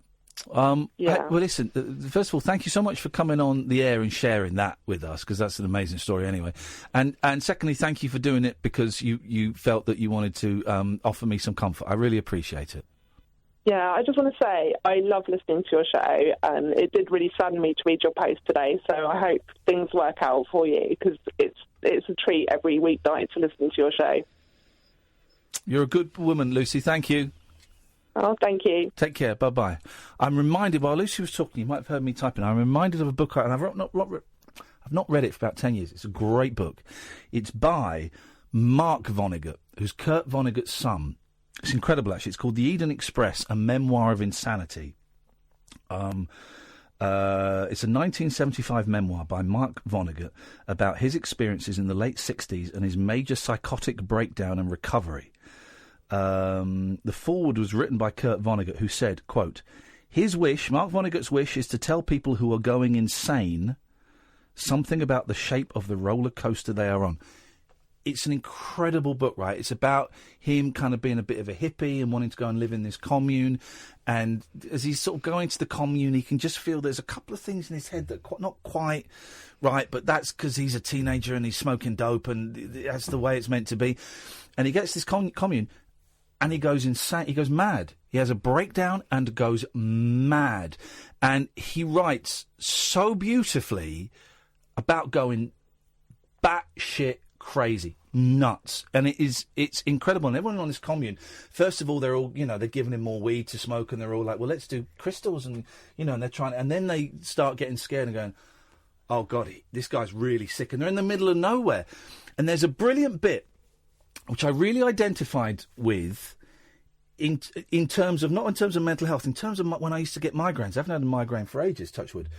But there's a brilliant bit where he describes being in a hospital at his most insane, right? Being strapped to a bed, a gurney, and he imagined that he was in an arena doing battle with evil, and that he was good. It was like he was in like a coliseum, and he was doing battle. And literally, I was strapped to the bed, and so a demon would come in. And, like, they'd have, like, a psychic fight, and he had to use all of his psychic energy to beat this demon, and the demon would go, and the crowd would go nuts, and then the next demon would come in. And he had to keep having these fights to save himself, and I think to save the world. It's a long time since I read it. And here's the thing. I've had that with migraines. With migraines, like really, really bad migraines, it's... I have to dig it out. I have to dig it out and bring it in and read it. With migraines, I would have battles. I would have battles where I would have to battle something, an entity, to then get through to the next round. And the ultimate goal wasn't to save the world, but the ultimate goal was if I kept beating them and I beat enough of these, dark forces, they weren't devils or anything for me, but if I beat enough of these dark forces, the migraine would go. And that's what I had to do to survive. It's insane. Insane. And I'm reading this thinking, my God, I've never seen this expressed so beautifully. I've got it somewhere. Because I lent it to Jeff Lloyd ages ago. We did a book swap and then we never gave the books back. So I think I bought it recently. I'll have to dig it out. Nick and Giselle, stay there. 0344 499 1000. This is Talk Radio. The Late Night Alternative with Iain Lee. I've got no internet for the last 4 days. On Talk Radio. I just found an extract from that Mark Vonnegut book. It's not the bit I was talking about, but I'm not quite sure what bit it is. I literally just found it, but I'll read it in a minute. It's such a good book. But we've got callers that have been waiting for a while, so let's go. Next on the list was Nick. Good evening, Nick. Good evening, both. Haven't you seen the Stan and Ollie film? I just heard Kath talking about a little... Yes, we went and saw a very special preview that was introduced by Steve Coogan and had Dara O'Brien in the audience. Oh, wow. What do you think of the film? I thought it was very good. Here's the thing. What I'm starting to wonder, right? And I heard Limmy, the comedian, mention this a couple of years ago, or a year ago, and it just resonated with me, and I don't know if it will click with you, Kath. I don't think I like things that most other people like. It's not me being obtuse. It's not me being difficult. It's not me being, well, I'm going to choose not to like this because everyone else will like it. I just don't think I do. I went and saw The Death of Stalin and came out thinking, well, that wasn't very good. Everyone raves about it. It's one of President Obama's favourite films. And the same with Stan and Ollie. I just sat there thinking, I'm not really enjoying it. You didn't particularly like it, did you, Catherine? You liked it more than me, I think. I was ready to love it, and this is my problem. I go in ready to absolutely love things because I grew up with my dad. My dad is one of the sons of the desert, right? So he loves Stan and Ollie. And so there were moments where I almost cried just because it's it's so enmeshed in my upbringing. So the bit where they do, and I don't think this is a spoiler, but the bit where they do the dance from, the dance from the Western one. I can't remember the name of the thing. A Lonesome Pine. Yeah. A Lonesome Pine. The Lonesome Pine. The Trail of the Lonesome Pine. A Lonesome Pine. The Catherine Boyle story. Where they do the dance there. There were I could feel that. I could feel the emotion welling up on my chest, but, and here's the big but in this. I felt like it was a really good Radio 2 film, not Radio 2, BBC 2 film for a Sunday afternoon. And also, here's my big problem with it. They hadn't split up before Trail of the Lonesome Pine. They just finished a world tour, and Ollie didn't have AIDS when they did Trail of the Lonesome Pine. You're mixing he got it afterwards. You're mixing it up. He had it several years afterwards. No. And so that, for me, ruined it. When did they do We Will Rock You? The whole chronology was wrong. But Nick, I'm sorry, I don't mean to rain on your parade, because I'm getting the vibe that you really enjoyed it. No, it was interesting. I remember coming home from school and watching them on BBC Two. Oh, man, BBC Two, about 5:25 in the afternoon. Yeah. Wasn't that great? So it was great, like Harold Lloyd and all the old ones like that. I mean, they were all just great. But I actually called about. Well, did you dig the film? Did you enjoy the film?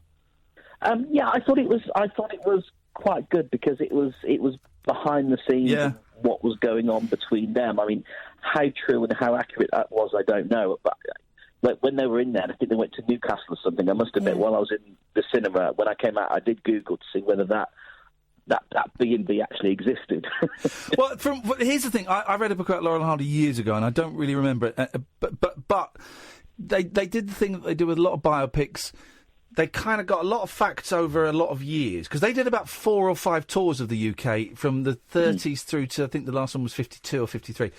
And what they did is they took elements from each tour and kind of put them into that one tour. The thing about the Robin Hood film, it was sort of true, but that was a couple of tours before they were supposed to make the film. But also, I think it was a fabrication, him holding out for the money and then having to burst into the office. I think they got, the film was going to happen, but then the money got pulled quite early on and they knew about it. I don't think the thing about them, the first few dates, only having 15 people in the audience until they started dicking around, on the news and stuff, I don't think that's true. I think Laurel and Hardy were always a big draw and that you would have had to fight to have got tickets for it. I think that was a bit of a fabricaziano. But all that geeky stuff aside, I thought it was lovingly made. Yeah, yeah. I thought John C. Reilly was wonderful in it. I love John C. Reilly so much. Steve Coogan did a good stand. He was great. The guy that was James Finlayson was brilliant. I wanted more. I wanted more from James Finlayson.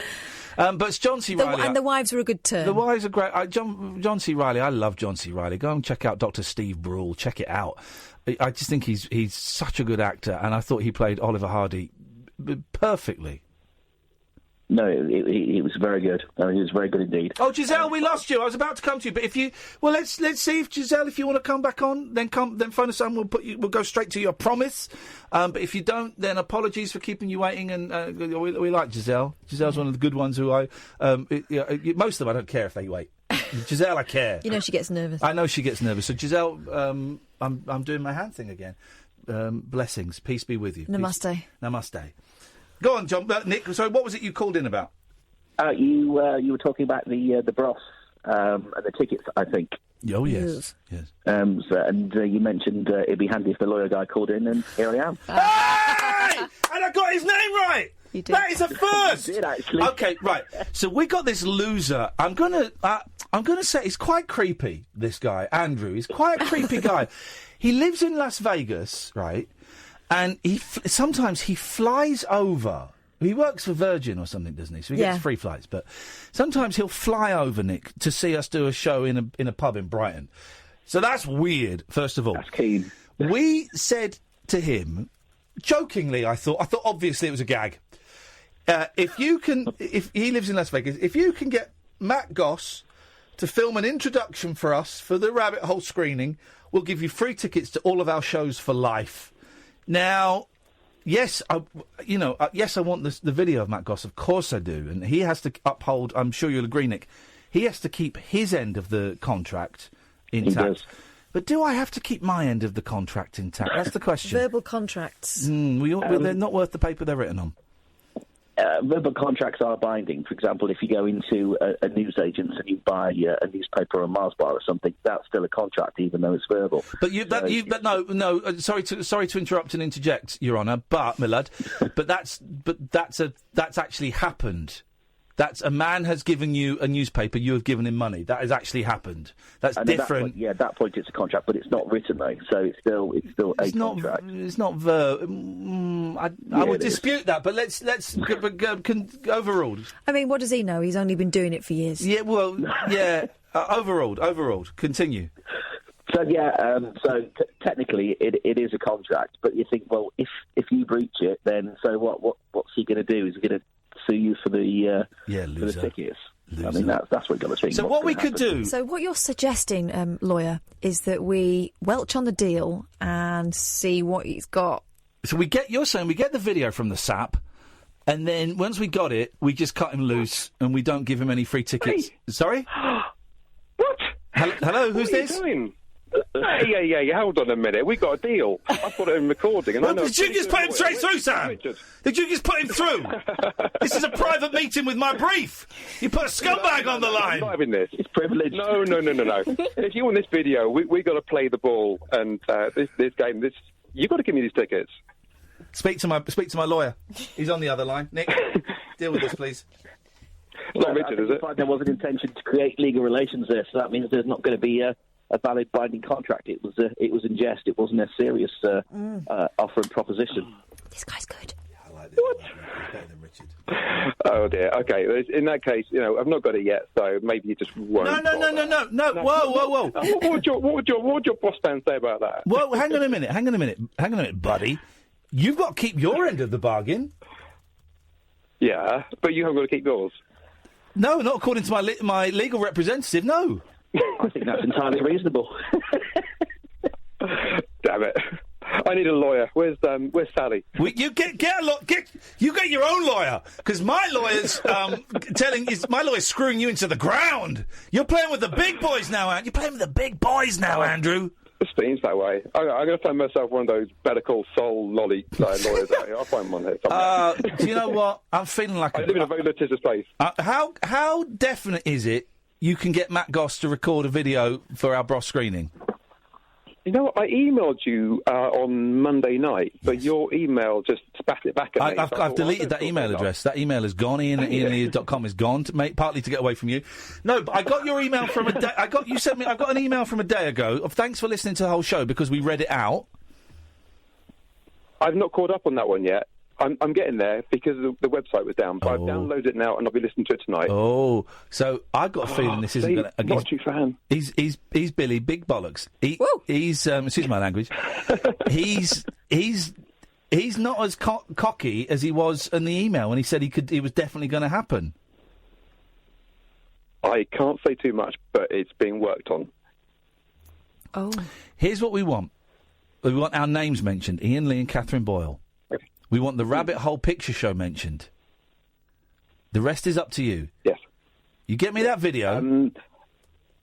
If I can tell you an update where I'm at. If I can drop you an email. I know you don't like talking to people off there, but I can give you the lowdown on where I'm at with it. But I just can't do it at the moment. All right, I'm going to send you an email because I got your. Okay. I got the email that you sent me, so I'll send you an email. So you've got my email address. And should I not be doing that? Sorry, hang on. Sorry, Nick. Should I not be doing that, sir? No, that's absolutely fine. As long as you put without prejudice at the start. I'm doing exactly that, without prejudice. Give you prejudice. What's the update, scumbag? Oh. Is that too much? I think that's a little... an alleged scumbag. What's the update? Alleged? I only tuned in about 5 minutes ago. I'm so glad I tuned in when I did hear you. Andrew, so much of the show has been about you tonight, mate. So you're in for a treat. Right. You're in for a treat. I've sent you an email. Listen, I'm a man of Christ. What? I'm a man of my word. Careful. You do this, Andrew. You will get a ticket. 3 for every show that we do forever. Right. Okay. Just the ones that don't sell out, right? No, you'll get your name will be here's the thing, seriously, right? All joking to one side. All joking to one side. You get this, your name's on the door for everything. Fantastic. But you got not a guest. Not a guest. Oh. Okay, that's I don't know many people. That's we never we never said guest. Your name, Andrew Bumlick. And that's the name we're going to put on the door. You have to go and say, have you got anything for Andrew Bumlick? And I think he's got to provide ID to confirm his Andrew Bumlick as well. It's Andrew Bum-Lick. Yeah, you've got to have a credit card or a driving licence in that name. Andrew, you're a good man. I appreciate you taking this with a sense of humour. I appreciate your hard work, and let us know how you get on, brother. I've just got your email, without the prejudice. Okay. Nice one. You wait till you hear the first hour of the show. It's basically you being hung, drawn and quartered. Nick, thanks very much indeed. I will keep you posted, and we'll find a way out of this. No problem. Thank you, man. 0344 499 1000. This is Talk Radio. The Late Night Alternative with Iain Lee on Talk Radio. We have ways of making you talk.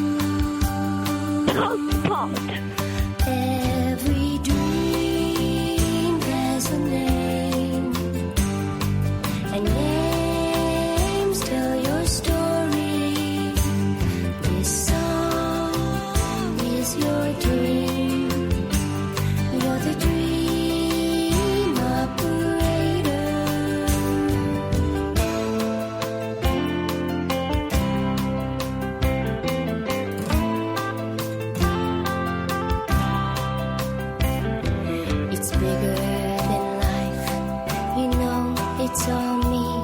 My face is a book, but it's not what it seems. 3 angels above, the whole human race dreamed us to life. They dreamed me a face, and every dream tells it all. And this is your story. You dreamed me a heart. You're the dream operator.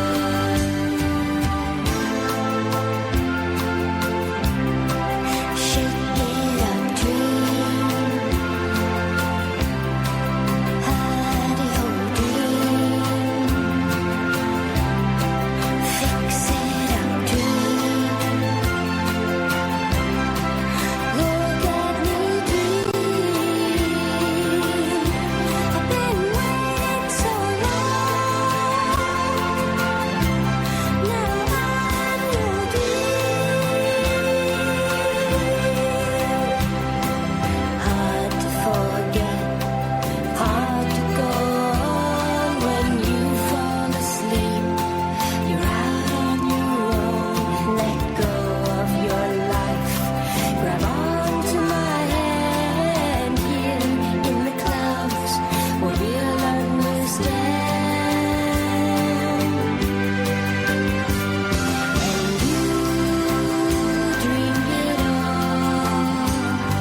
And this is your story. Do you know who you are? You're the dream operator. Oh, and you dreamed it all. And this is your story. Do you know who you are? You're the dream operator.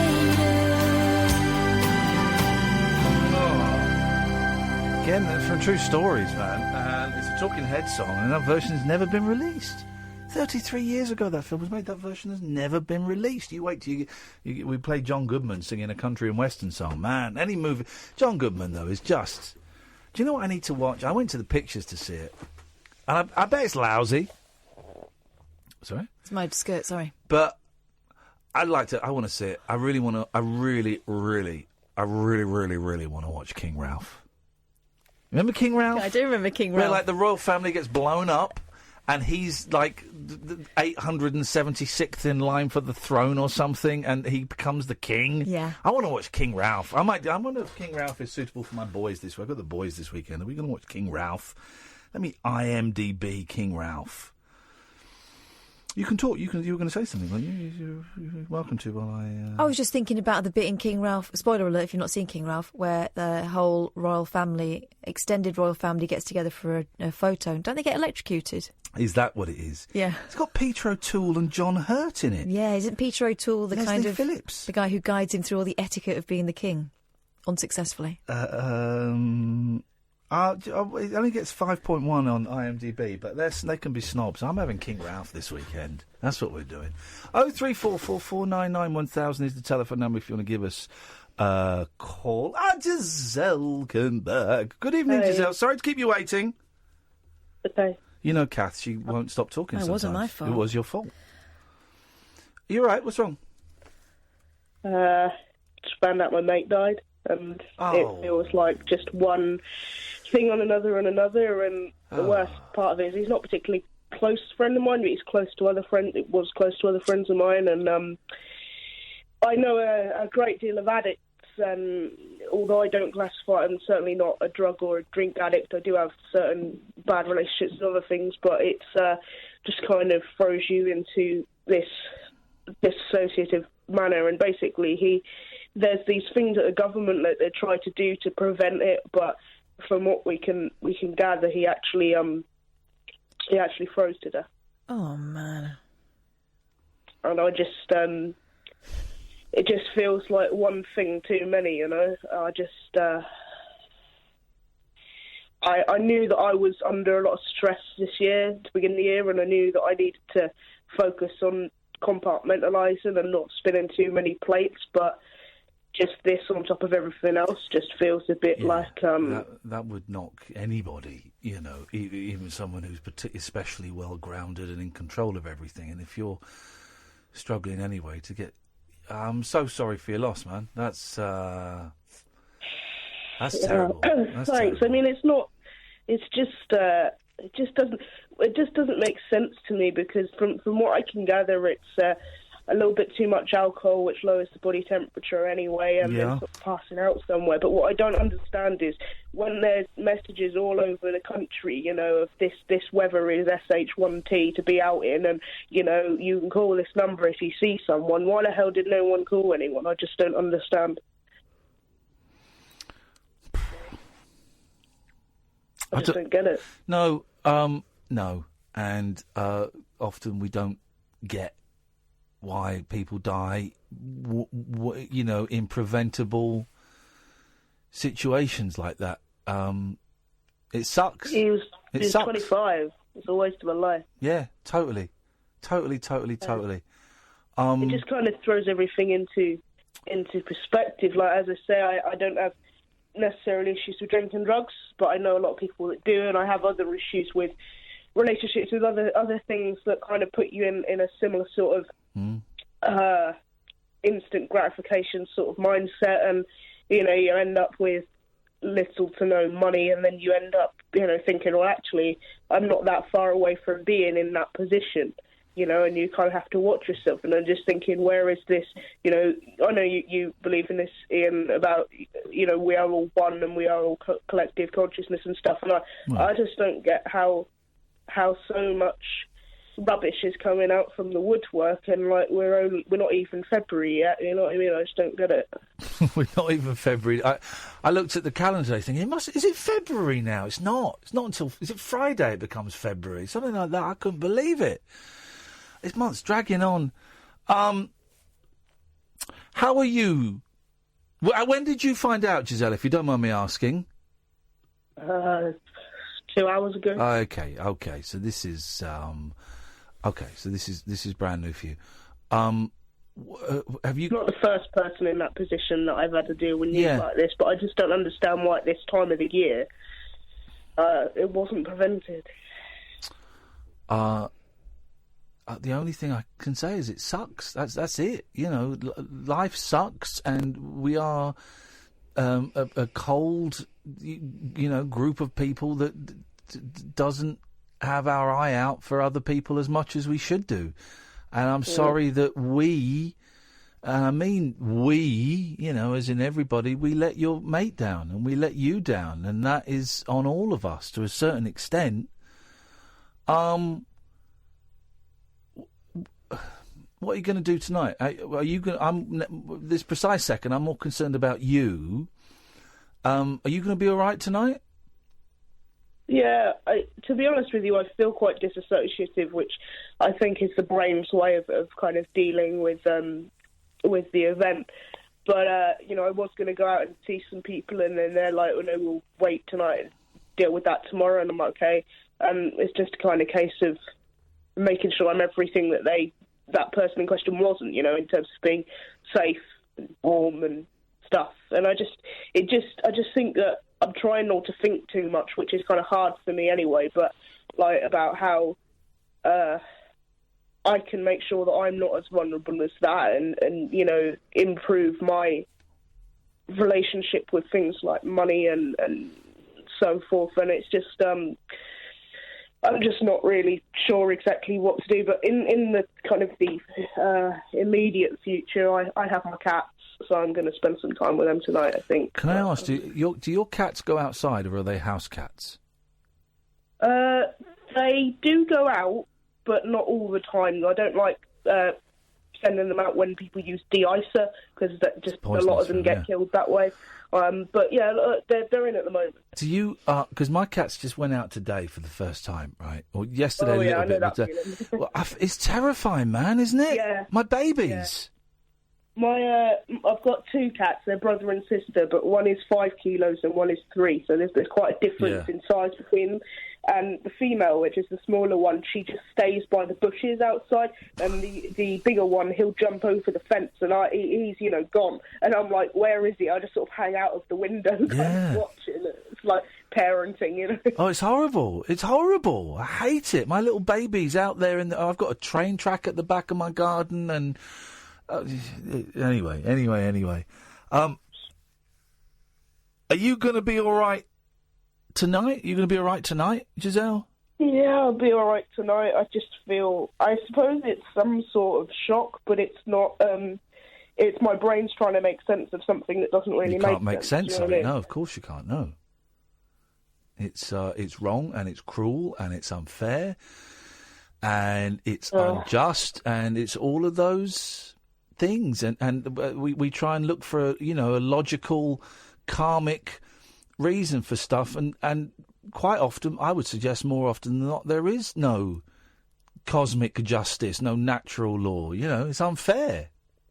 Yeah, I think for me, I'm just kind of hoping that wherever this person and others before him have kind of gone to now, that they kind of make the best of it wherever they are now than what they got treated in, this earthly plane, you know what I mean? They didn't have the best, time of it, and just kind of have to hope that wherever they are now, they're kind of having a party or something, Yeah, well, let's hope that is let's hope that is the case, and I think all of us, me and Kath and everyone listening, I'm sure will. You've given us a lot to think about. Yeah, sorry, because I know that everybody feels a bit at the moment anyway. I didn't want to make it worse, but... Don't be sorry. There's absolutely nothing to be sorry for. I'm really glad you gave us a call, and I'm sorry we kept you waiting for so long. I'm glad that you decided to call back in. We're on until 1 o'clock. So if you want to call us, if immediate grief is weird, isn't it? Because you can be fine, you can laugh about it sometimes. That's not, whatever you feel is right to feel. Then you can get angry and you can burst into tears, all in the space of 5 minutes. Yeah. So if in the next 40 minutes, you have sorry, I burped.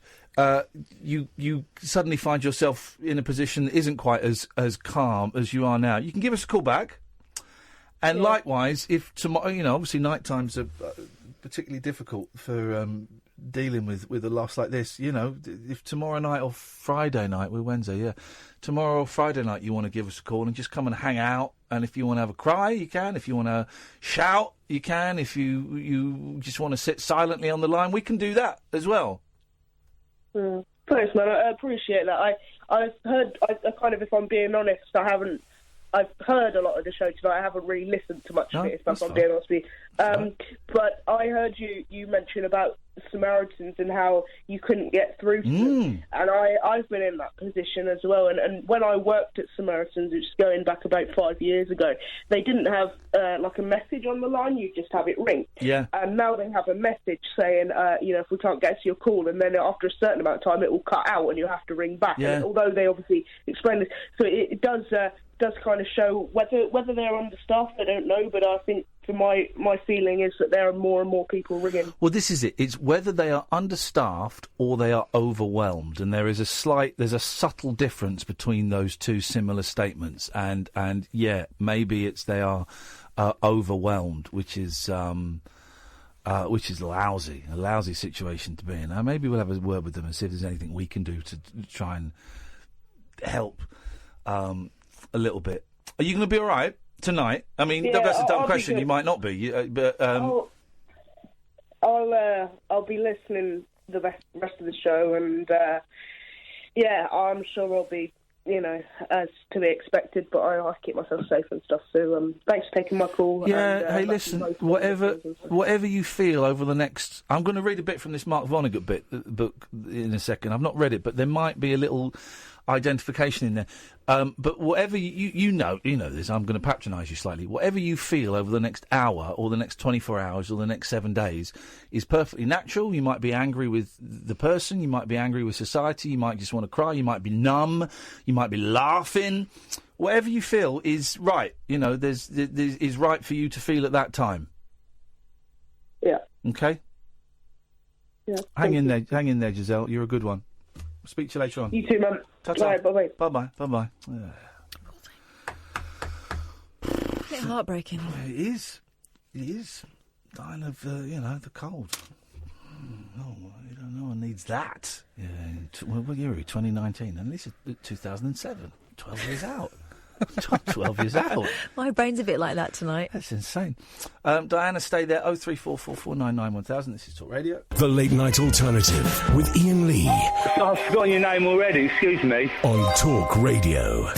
03444991000. Iain Lee, Catherine Boyle. Late Night Alternative. Podcast. Best of this show. If we have guests on, that goes out, and also we never really mentioned the Rabbit Hole podcast, and we should do because it's good.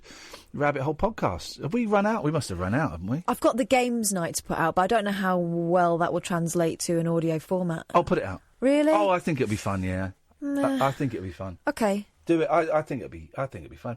People listen to it. They give it 5 minutes. They don't like it. They'll skip it. All right. I think put it out. All right. But you're not going to. I will. Okay.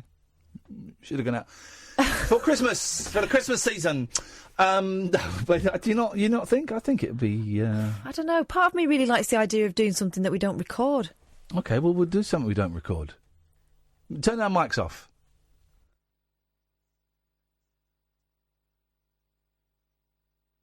We didn't record that. It's just uncalled for, mate. We didn't record it though. Happy? I'll do some more if you want. You want some more? You dare. Turn the mics off.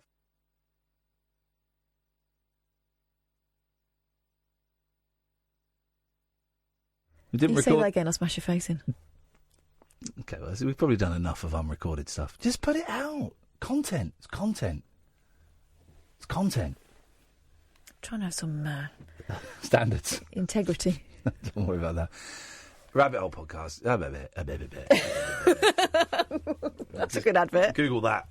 Hello, Diana. Hello, Ian and Kath. Hey. I hope you're both okay. Yeah, I'm all right, No, I'm not all right. I know I'm lousy, but, we managed to... The second hour seemed to fly by. And I became less self-aware, and the third hour, feel bad for our friend of the show, Giselle, Feel bad for her and the person who passed away. It really is carried out tonight. Yeah, it's freezing. What you got for us, Diana? Well, of course it's 50 years ago since they played on the rooftop, isn't it? Well, was it? Yes, I kind of know that. Was it 50 years ago today, yesterday? The 30th, yeah. It was when they played on the rooftop. That must have been cold as well, but they were wrapped up, weren't they? It was freezing cold. It's a lovely bit of footage, them on the rooftop, the Beatles. And I think one of them is, I think Ringo is wearing his wife's coat. And they sound lousy. And no one could see them. I've had people phone in who were there and saw it and stuff. And it was just a bloody racket. Couldn't hear anything. But yeah, 50 years ago today, that the Beatles last did some play. Hang on a roof. It's the best part of the film. Yeah, the best part of the film is George Harrison going, look, I'll play, if you want me to play, I'll play. Well, if you don't want me to play, I won't play, it's fine. It's not an enjoyable film, is it? It is. I do love Let It Be, but it's hard. It's grim. It is grim. I can remember when I was very small, it was shown on the BBC 2 once. Because it's on YouTube, isn't it, now? It's on YouTube now. Hang on a minute, let me just play this. Here we go. So, see if we can get it simpler and then complicate it where it needs complications. But it's complicated in the bit. Even no, I'll play. In a minute, Paul's going to go, I'm not having a go. He is. I'm trying to help you. But I always hear myself annoying you. Shall we... It's too hard to hear. But here's the thing about Paul McCartney. He gets a tough time, right? Yeah. If you watch that film, and if you read about it, he was holding the Beatles together then. It was him. If he hadn't have been the one going, let's try this, let's bring in a film crew, let's do this, George, please. The Beatles split up twice during the making of Let It Be. Ringo left. Ringo left for like a week, I think, and they had to go round and beg him to come back.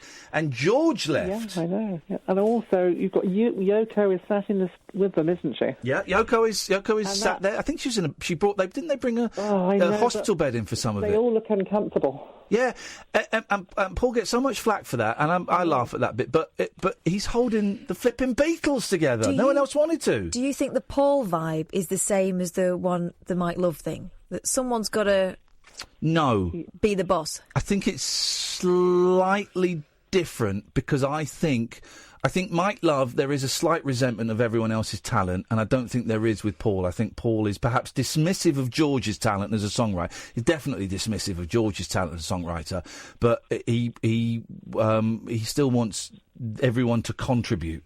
Right. As a thing, it's a tough old watch. Let it be, but it's also because it's not made very well. I don't think there's lots of bits of audio that are put on from other places. It's not particularly technically a very good film, but it was going to.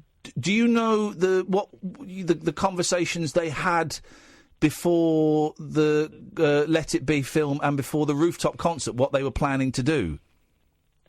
Well, there was some talk about them playing on a ship, wasn't there, or playing in the desert? Yes, there was talk of them getting like a proper sail ship and packing it full of fans and writing and recording the album on the ship and then getting to a desert and doing a concert in the desert. And George was like, I don't want to leave my house. I'm not leaving my house. And so that didn't happen, but they were going to do it on a ship. I'm also very fascinated by several times in the film you see Mal Evans, don't you? Yeah, Mal Evans is bashing the old Maxwell silver hammer at one point. What happened to him? It was very sad. Mal Evans, the roadie for the Beatles, and more, big bloke, like 6'6", big strapping bloke. And then when the Beatles split up, he went to live in America somewhere, L.A. Well, go on, you tell us, because I can't quite remember the details. Go on, what happened? Well, he was living in LA and he was having a bit of a bad time, and I think he had an argument with a lady friend of his and over nothing, and he'd been drinking or whatever, and he had some sort of air rifle or whatever, and somebody called the police, and the police turned up and he was sadly shot dead. Shot dead, I think it was in the 70s. Mal Evans, big friendly giant, and he's waving a gun around. That's what's going to happen in America, but it's horrendous. But then, do you know? But so then he died, right? And he was cremated. Do you know what happened then? Yeah, they lost his ashes, didn't they? The ashes got lost. Flipping heck, that's double unlucky. It's double unlucky. What did John Lennon say? I don't know. Go on. Something about they got lost. Trust mail to get lost in the post or something like that. I mean, Lennon. Mal Evans. Yeah, double unlucky. But he did a lot for them. Oh, it was him and Neil Aspinall. Yeah. It was the two of them. And is Neil Aspinall still alive, or did he die? I'm pretty sure a lot of them are dead now. Because if Derek Taylor was the other one, wasn't he? Derek Taylor who died, and Boozer. But if Mal Evans had just managed to stay alive a bit longer, when the re-interest in the Beatles kicked in again. Because Mal Evans brought Badfinger to them, didn't he? Yeah, I think he did. Yeah, Mal Evans. Poor old Mal. Very, very sad. And of course, I love the Ruttles film. Yeah. And the great thing about in the Ruttles film, the guy playing John Lennon kicks the roadie off the roof.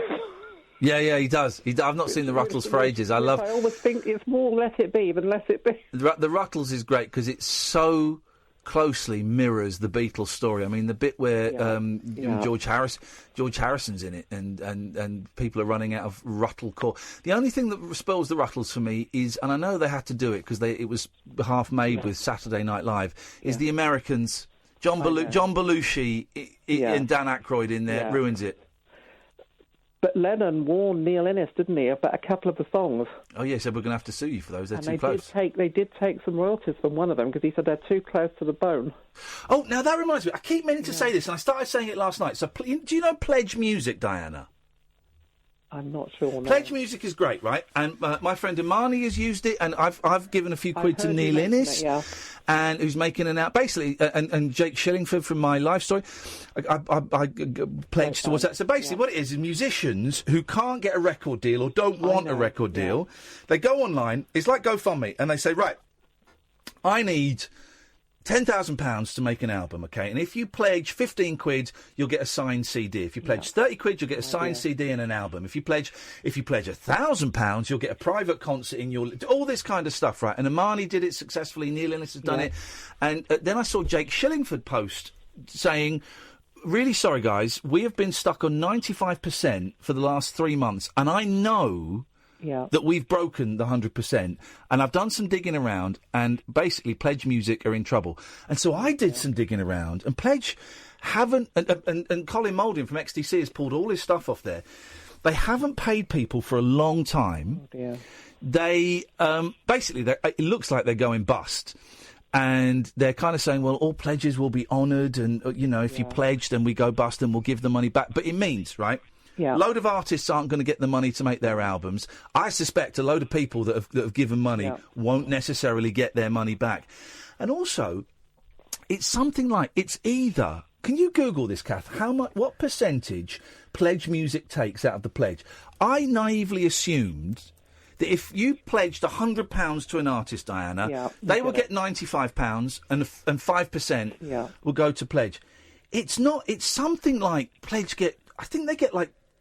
I want to say... Starts at 15%. Right. Which covers all expenses, including hosting, support and even credit card fees. We only get paid if you reach your goal. But it goes up higher. I'm sure I saw a figure that starts at 15%. It goes up to 40% that they can take. Anyway, it looks like they're going to go bust, and I think it's a shame because some great music has come out of it. And also it's going to put people off putting money like that in the future, isn't it? Yeah, it is. And some great stuff has been made. Hypocrites by Imani, one of my favourite albums. Can I say something about Slade? Yeah, go, yes! I forgot to say to you, I remember before Christmas you mentioned the Slade film, and you also said that was on YouTube. Yeah. That's a great film, Now that, you talk about Let It Be being Blake, Slade in Flame, my God, it's grim. And I bet it was like that for a lot of bands. Yeah. It's Kez with high-heeled boots on and glitter. Absolutely. Diana, listen, thank you very much for that. You've given us a lot to chew on. We're going to chew on it. Pledge Music's going bust, and I think that's such a shame. Can I read a bit from this Mark Vonnegut thing? The Eden Express. Dr. Mark Vonnegut has written an acclaimed account of his mental illness. This is an extract from it. I don't know what bit this is. I haven't read the book for years. This is from The Guardian from 2003. Okay, all right. So this is basically it's about him going mad. He went mad in the 70s, so I guess it was written in the 80s. Went mad, insane. Was in a hippie commune and went... So I'll read a bit of this and see where we go. It may not be any good, I don't know. One of the worst things about being nuts was being so goddamned important. Who was I that such powerful, mysterious forces were buggering around with my life? Unusual to hear an American use the word buggering. Yeah. One team would come through, cramming my head full of new knowledge. The next would sneak in and erase all the new stuff, plus a lot of the old. I'd be crucified and resurrected several times a day. If I died, lots of wonderful things would happen. If I died, lots of awful things would happen. I was a ragdoll between two bull mastiffs with very little way to know which one I wanted to get me, let alone have any say in the matter. Well, so here I am in a mental hospital. It took a while for it to sink in. In a way, I knew it all along. Simon and my father, I think Simon may be another brother, Simon and my father, Kurt Vonnegut, had talked about it, and I'd been able to pick up on some of what they were saying. The nurses and orderlies, the little room, the needles in the ass, it all added up. A mental hospital. It took a while before I was able to pay much attention to the fact. I was taken up with voices, visions and all. I vaguely knew I was in a mental hospital, but it wasn't any different from being anywhere else. Where I was beside the point. Little by little, with the help of massive doses of Thorazine in the ass and in my milkshakes, which was all they could get me to eat, little by little it started mattering to me where I was and what was going on. For a while, I was convinced that the whole thing I was going through was my father's way to help me give up cigarettes. Here I was, thinking the end of the world or worse was happening, and what was really going on was all about cigarettes. It was like the Trafalmadorians, otherworldly beings in Kurt Vonnegut books, getting the Earthlings to build the Great Wall of China to send a little message to a second-string messenger carrying a message that just said hello. Some lesson. Cigarettes, Dad? Cigarettes, Mark. Shit, Pa? Who would have guessed? Well, it took you quite a while, Mark. But then, when I said I wouldn't smoke anymore, and they still wouldn't let me out of my little room, I got suspicious that cigarettes weren't the whole story. Little by little, it all sank in.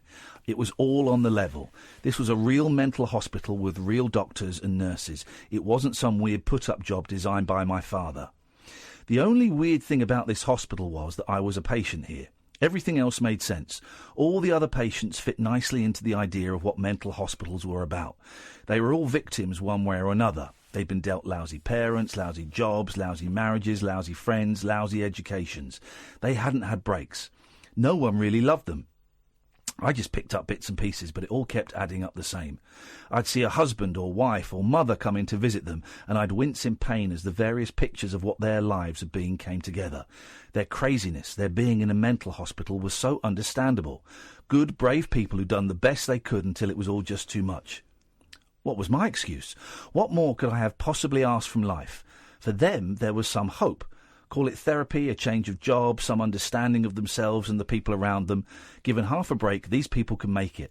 Maybe if they got 80 acres back in the mountains or something. Most of the patients were older.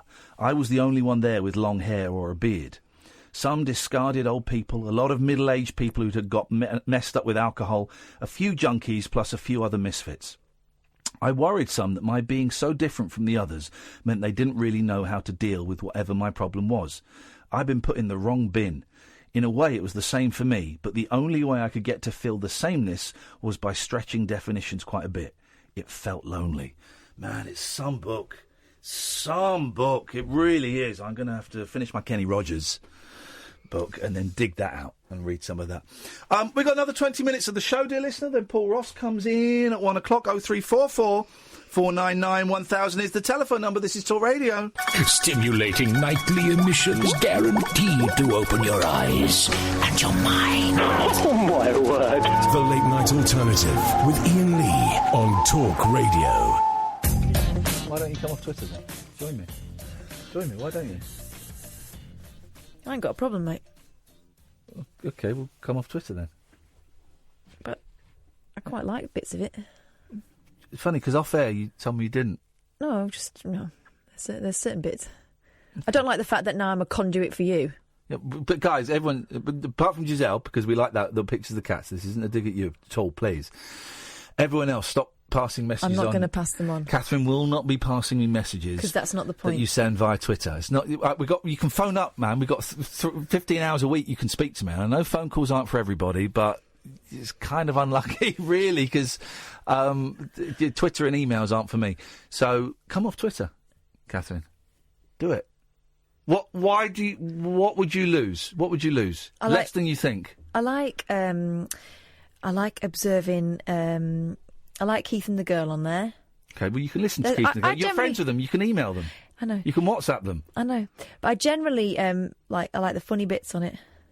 Okay, I'm funny. I'm a funny guy. You work with one of the funniest guys in Christendom. Christendom. Yeah. That's where I live. Do you? Don't tell everyone that. Sorry, They'll be turning up. 62 Christendom Street. Yeah, no, I'm not coming off for a bit. Anyway. Come off. Why? Don't need to. Well, the fact that you sound like all the pissheads that phone up and tell me they haven't got a problem. I haven't got a problem. Here's the thing, Here's the trick is, right, I'm not off there completely, because you can suspend your account. Yeah. You can deactivate your account, and then it has two settings of the length of time. You can deactivate it for 3 months, and then after that 3 months, if you haven't reactivated it, it deletes, or a year. Uh-huh. So mine is for a year. Mm-hmm. So I've got, but to keep that going, I've got to do, if you log in, reactivates, and you deactivate it. Good to know I'm not doing it. Because I get guests off it as well. So what was the last guest you got off there? It was part of the porn people. Yeah, remind me when the porn people came on. They're coming on. I've booked them. Just waiting for a phone. I'm just waiting for phone numbers. Okay, they're booked because we've been talking about them coming off about 6 weeks. Well, they're busy, Yeah. So actually on the job. Okay, it's fine. I'm not judging you. You totally are. I'm not I judging don't care. you. I'm not judging you much. Okay, I don't care. Anyway, you're not off Twitter. I'm off Twitter. You're not really, though, are you? No, I am. You're loitering. Loitering. I just saw you. You were just then looking at Twitter. I'm looking at that. I mean, literally. That one is Facebook. Okay. I wasn't on Twitter. You just were. Why are you lying? That's actually a lie. You're such a git. Well, you're a liar. Why are you besmirching me? Flip that window back open that you just closed. The Twitter one, yeah. yeah. Twitter is up there. I've got 1, 2, 3, 4, 5, 6, 7, 8, 9, 10, 11, 12, 13. I've got 13 tabs open at the moment. You were just on there. No, I wasn't, mate. I simply wasn't. Don't lie to my face when I'm looking at I saw it. You're lying to the listener, and I don't understand why. This is actually a lie. It's not a lie. Why are you doing that? You're doing a lying face. Why are you doing that? Can you hear his lying face? You can hear his lying face. You can actually hear his lying face. This is embarrassing, mate. I mean, you're embarrassing just yourself. It's pathetic. All right. I was looking at Twitter. Does that make you feel better? Does it make me saying those words? I wasn't, but I'll say it if it makes you feel better and gets you off my back. It makes me feel sad. Oh, it all just makes me feel sad. I don't give a damn what people think. Well, don't lie then. Postpot. Good evening, Dave. Every time I phone up you two over Barney... Gee, that's bloody man! That's my inner monologue. Every day. Yeah. You try working with a liar and a scumbag, Dave. You try it. I work with them every day. Yeah, it's hard work, isn't it? It's hard work, but we do it.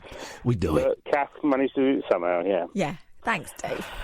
No problem. By the way, it's me that cuts people off, just so you know. Yeah, I know. Oh, don't be mean. Just want to say how much I enjoyed Saturday night, the rabbit hole. Thanks. No problem. My dad's been ill recently, so I was having a rough time, and it cheered me the hell up. So, yeah. Oh, this is Dogface Dave. Oh, okay. Yes, you came on when we had the big argument. You were the. That's why I said. You were the touch paper for the big. Don't blame argument. Dave. No, it was his fault. It's bad vibes, so I'll give him off. It's very dark energy. Yeah. I'm sorry your dad's poorly. How's he doing today? He's all right. He's had the operation for bowel cancer before Christmas. Oh, so a big old one, yeah. Yeah, so he's got a bit of chemo just to make sure they got it all. But no, he's all right. Is the prognosis good? Yeah. Beautiful. Well, then you guys carry on doing the hard work you got to do, and exactly. Get to the end as soon as you can. We wish him the best of luck, man. I'm wondering about the rabbit hole, whether it's a rather strange thing that happened to me. I tend to talk too much. I tend to get involved with it too much. I'm always asking questions and stuff like that. Who did you? What in the Q&A bit? That's what you're supposed to do. Yeah, no other bugger was. We were kind of looking at you, going, Dave, give us something up here. Come on, man, we're dying. It goes back to, and it's a bit weird, but it goes back to when I used to do group therapy when I was in the clinic. Yeah. And I was always the one who broke the silence. Can I say? Yeah. What a delicious nugget to have just dropped in the conversation. That is a great, because I didn't know that. That is a great little thing just to throw on the table for us. Group therapy when you're in the clinic. Oh, mate. Yeah. I'm the same, because I go to, various 12-step groups, and I've been seeing therapists for 20 years. And because I did drama, I genuinely think because I did drama for 3 years, where you're taught to be open and express yourself. That I'll talk about anything. I'll tell you how big my stools were today. If you wanted to know, I'm all right. If you wanted to know, I will tell you that it was quite an experience today. Actually, in the downstairs toilet, I got caught short. Downstairs? Yeah. Animal. I got caught short. I never use the downstairs toilet. It disgusts me. It's got the washing machine in it. It's disgusting. But today I got caught short. Man alive. I've never seen anything like it. Well, I did, because you didn't flush properly. Thanks very much indeed. Of course, the thing we learned at the weekend is nobody remembers David Bowie in the Lord's Prayer at Wembley Stadium. No, thanks for that. Thanks for that. And I did suggest that when he asked me to do it. I went, no one's going to remember this. Right. Yeah, they will. It'll be hilarious. You get the biggest... I'm gifting you, he said. Saying that. The biggest laugh of the night. We opened up with Under Pressure, David Bowie and Queen. I was Freddie Mercury and Catherine was David Bowie. And at the end of it, I did the Dale! And everyone joined in. It was funny. And I said to Kath, what you got to do Get on your knees after I've done that, and you do the Lord's Prayer as David Bowie. You bottled out halfway through, which was embarrassing. Yeah, you know why? Because I could feel Right. the life draining from the room. Yeah. So and Pity David Bowie didn't. And I said, you will get. I guarantee. I'm giving you the biggest laugh of the night. I'm jealous of the laugh you're going to get. He actually And said so that. She got down on her knee and did the Lord's Prayer, and everyone sat there going, "What's going on?" Which actually is what everyone did when David Bowie at the Freddie Mercury tribute concert at Wembley Stadium, and the band didn't know he was going to do it. I want to, for everybody who's died from this dreadful disease, I want to say thank you in the only way I know how. And he got down on his knees and he did the Lord's Prayer, and Wembley Stadium, and Dave was there, went, what the okay. What is this? But so actually, it was a very fitting tribute because everyone, all 56 people at the Rabbit Hole, apart from Dave, went, what's she doing? What was that? Yeah, they were probably in the same way they did with David Bowie. It's like, oh, we like her, but I have no idea what this is. Who else? Remind me, Dave, because I wouldn't mind seeing this concert. The only bit I remember seeing of the Freddie Mercury tribute concert was David Bowie. And didn't George Michael come on and ace it? I don't remember. It was a big revelation, wasn't it? But It was Paul Young, I remember Paul Young. What did Paul Young do? But his voice, he couldn't hit the high notes, and that was kind of the start of the end of Paul Young, because he couldn't hit the high notes. I think he struggles with the high notes. I got like Paul Young. What did he sing? Top of my head, I can't remember. Paul Young, Queen tribute. And we're about to find out. I'm going to take you back in time. Oh, here we go. Going to take you back in time. Our next guest is Mr. Paul Young. Oh no. Bringing back memories, Dave. Where are you in the crowd? About halfway back on the side, I think. Oh yeah, I can see you. Yeah, yeah. Talking. He's talking on there. Here we go.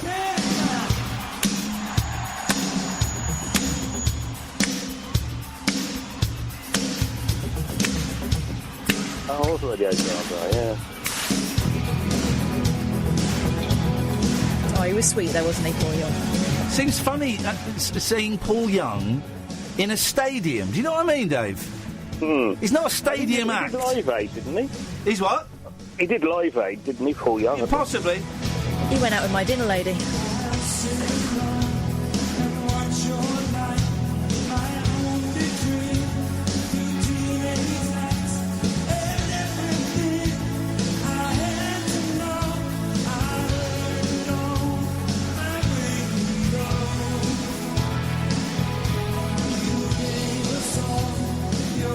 Do you know what? I wish we come in, Paul. I wish we found this earlier. Right, I've got to find out. I need running order. You thought you were referring to Paul Young. He was going to wait patiently. Tribute concert. We're just talking about the Queen tribute to Freddie Mercury, the concert. So the running order. Do you, Dave? Who was the first act? Now, okay, we'll do the first act with Queen because some acts came on and played without Queen. Who was the first act with? It was two people. It was a guitarist and it was a famous singer. Wasn't it Slash and Joe Elliott? Wasn't it? 1 point. Yes, well done. Correct. Do you know this, Paul? Do you know remember the running order? I don't, to be honest. Okay, right. Who was the second? It was another guitarist and a classic singer. Classic, not classical, a classic rock singer. It wasn't it. Wasn't it Hetfield and Tony Iommi? Or that was later in the evening. It was Tony Iommi and it was Roger Daltrey. Oh yeah. That was it. Yeah, he did I Want It All, yeah. Flipping it, Robert Plant came out and did Innuendo. Jeez, okay. Well, he didn't. It's not on the official release. He came out, they were playing Innuendo, he forgot the words and started singing Kashmir instead. Da-da-dun, da-da-dun. Okay, so after Paul Young, who came out and sang Who Wants to Live Forever? Seal. Okay. Who was after Seal? Is that Lisa Stansfield? Yes, it was! Oh, did you or didn't you? Okay. Who was after Lisa Stansfield? Was it Bowie and Annie Lennox? This guy's great. He remembers it, yes! You're on fire! Okay. Flipping it! Bowie. Hang on a minute. Bowie doing Heroes, all the young dudes. Hang on a minute. Hang on a minute. You're. Hang on a minute. I did not know this happened. Excuse me. Indulge me for a second. This is a surprise and a treat. We've all paid our tributes in various ways. It's been quite some evening, thanks to you. Brian guys. May. Thank you.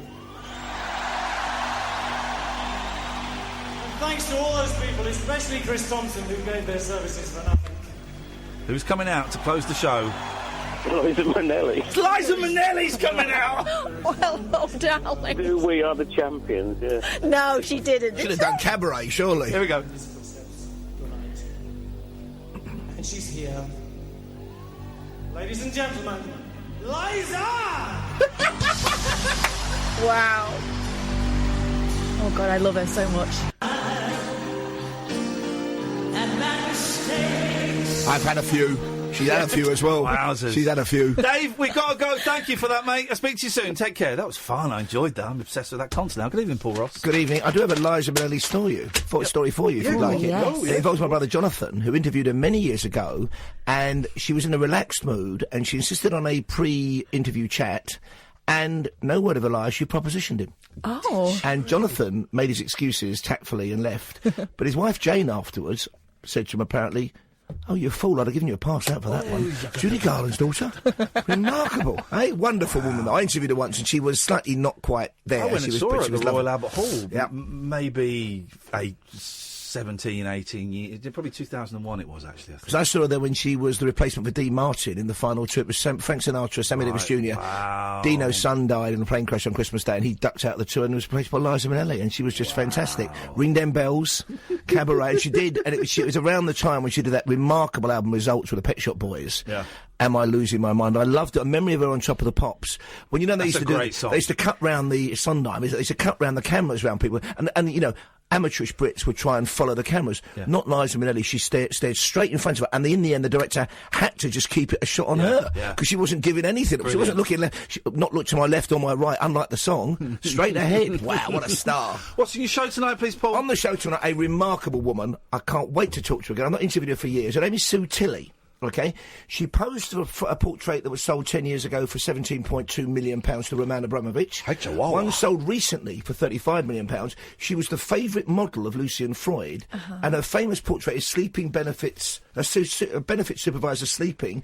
She's now been posing again. She's a remarkable woman. She's known as Big Sue, very large lady she was. She's lost a bit of weight. She's now been posing for Nicole Fari, the fashion designer turned sculptor, and she was at the London exhibition last night, so she's joined us. Great story. Wonderful down-to-earth woman, and she's involved in the club scene in the 80s with people like Lee Bowery and Boy George, so looking forward to that one on the I show. see you've done a little bit of drawing on there yourself, a little bit of your own artistic. I've got to, I mean, seriously, if you want to stick it on eBay, you might get 30p for it. Paul Ross is coming up after 1. Thank you very much, Sam. Thank you, Catherine. Thank you to all of the callers tonight. There was some really great calls, so thank you very much.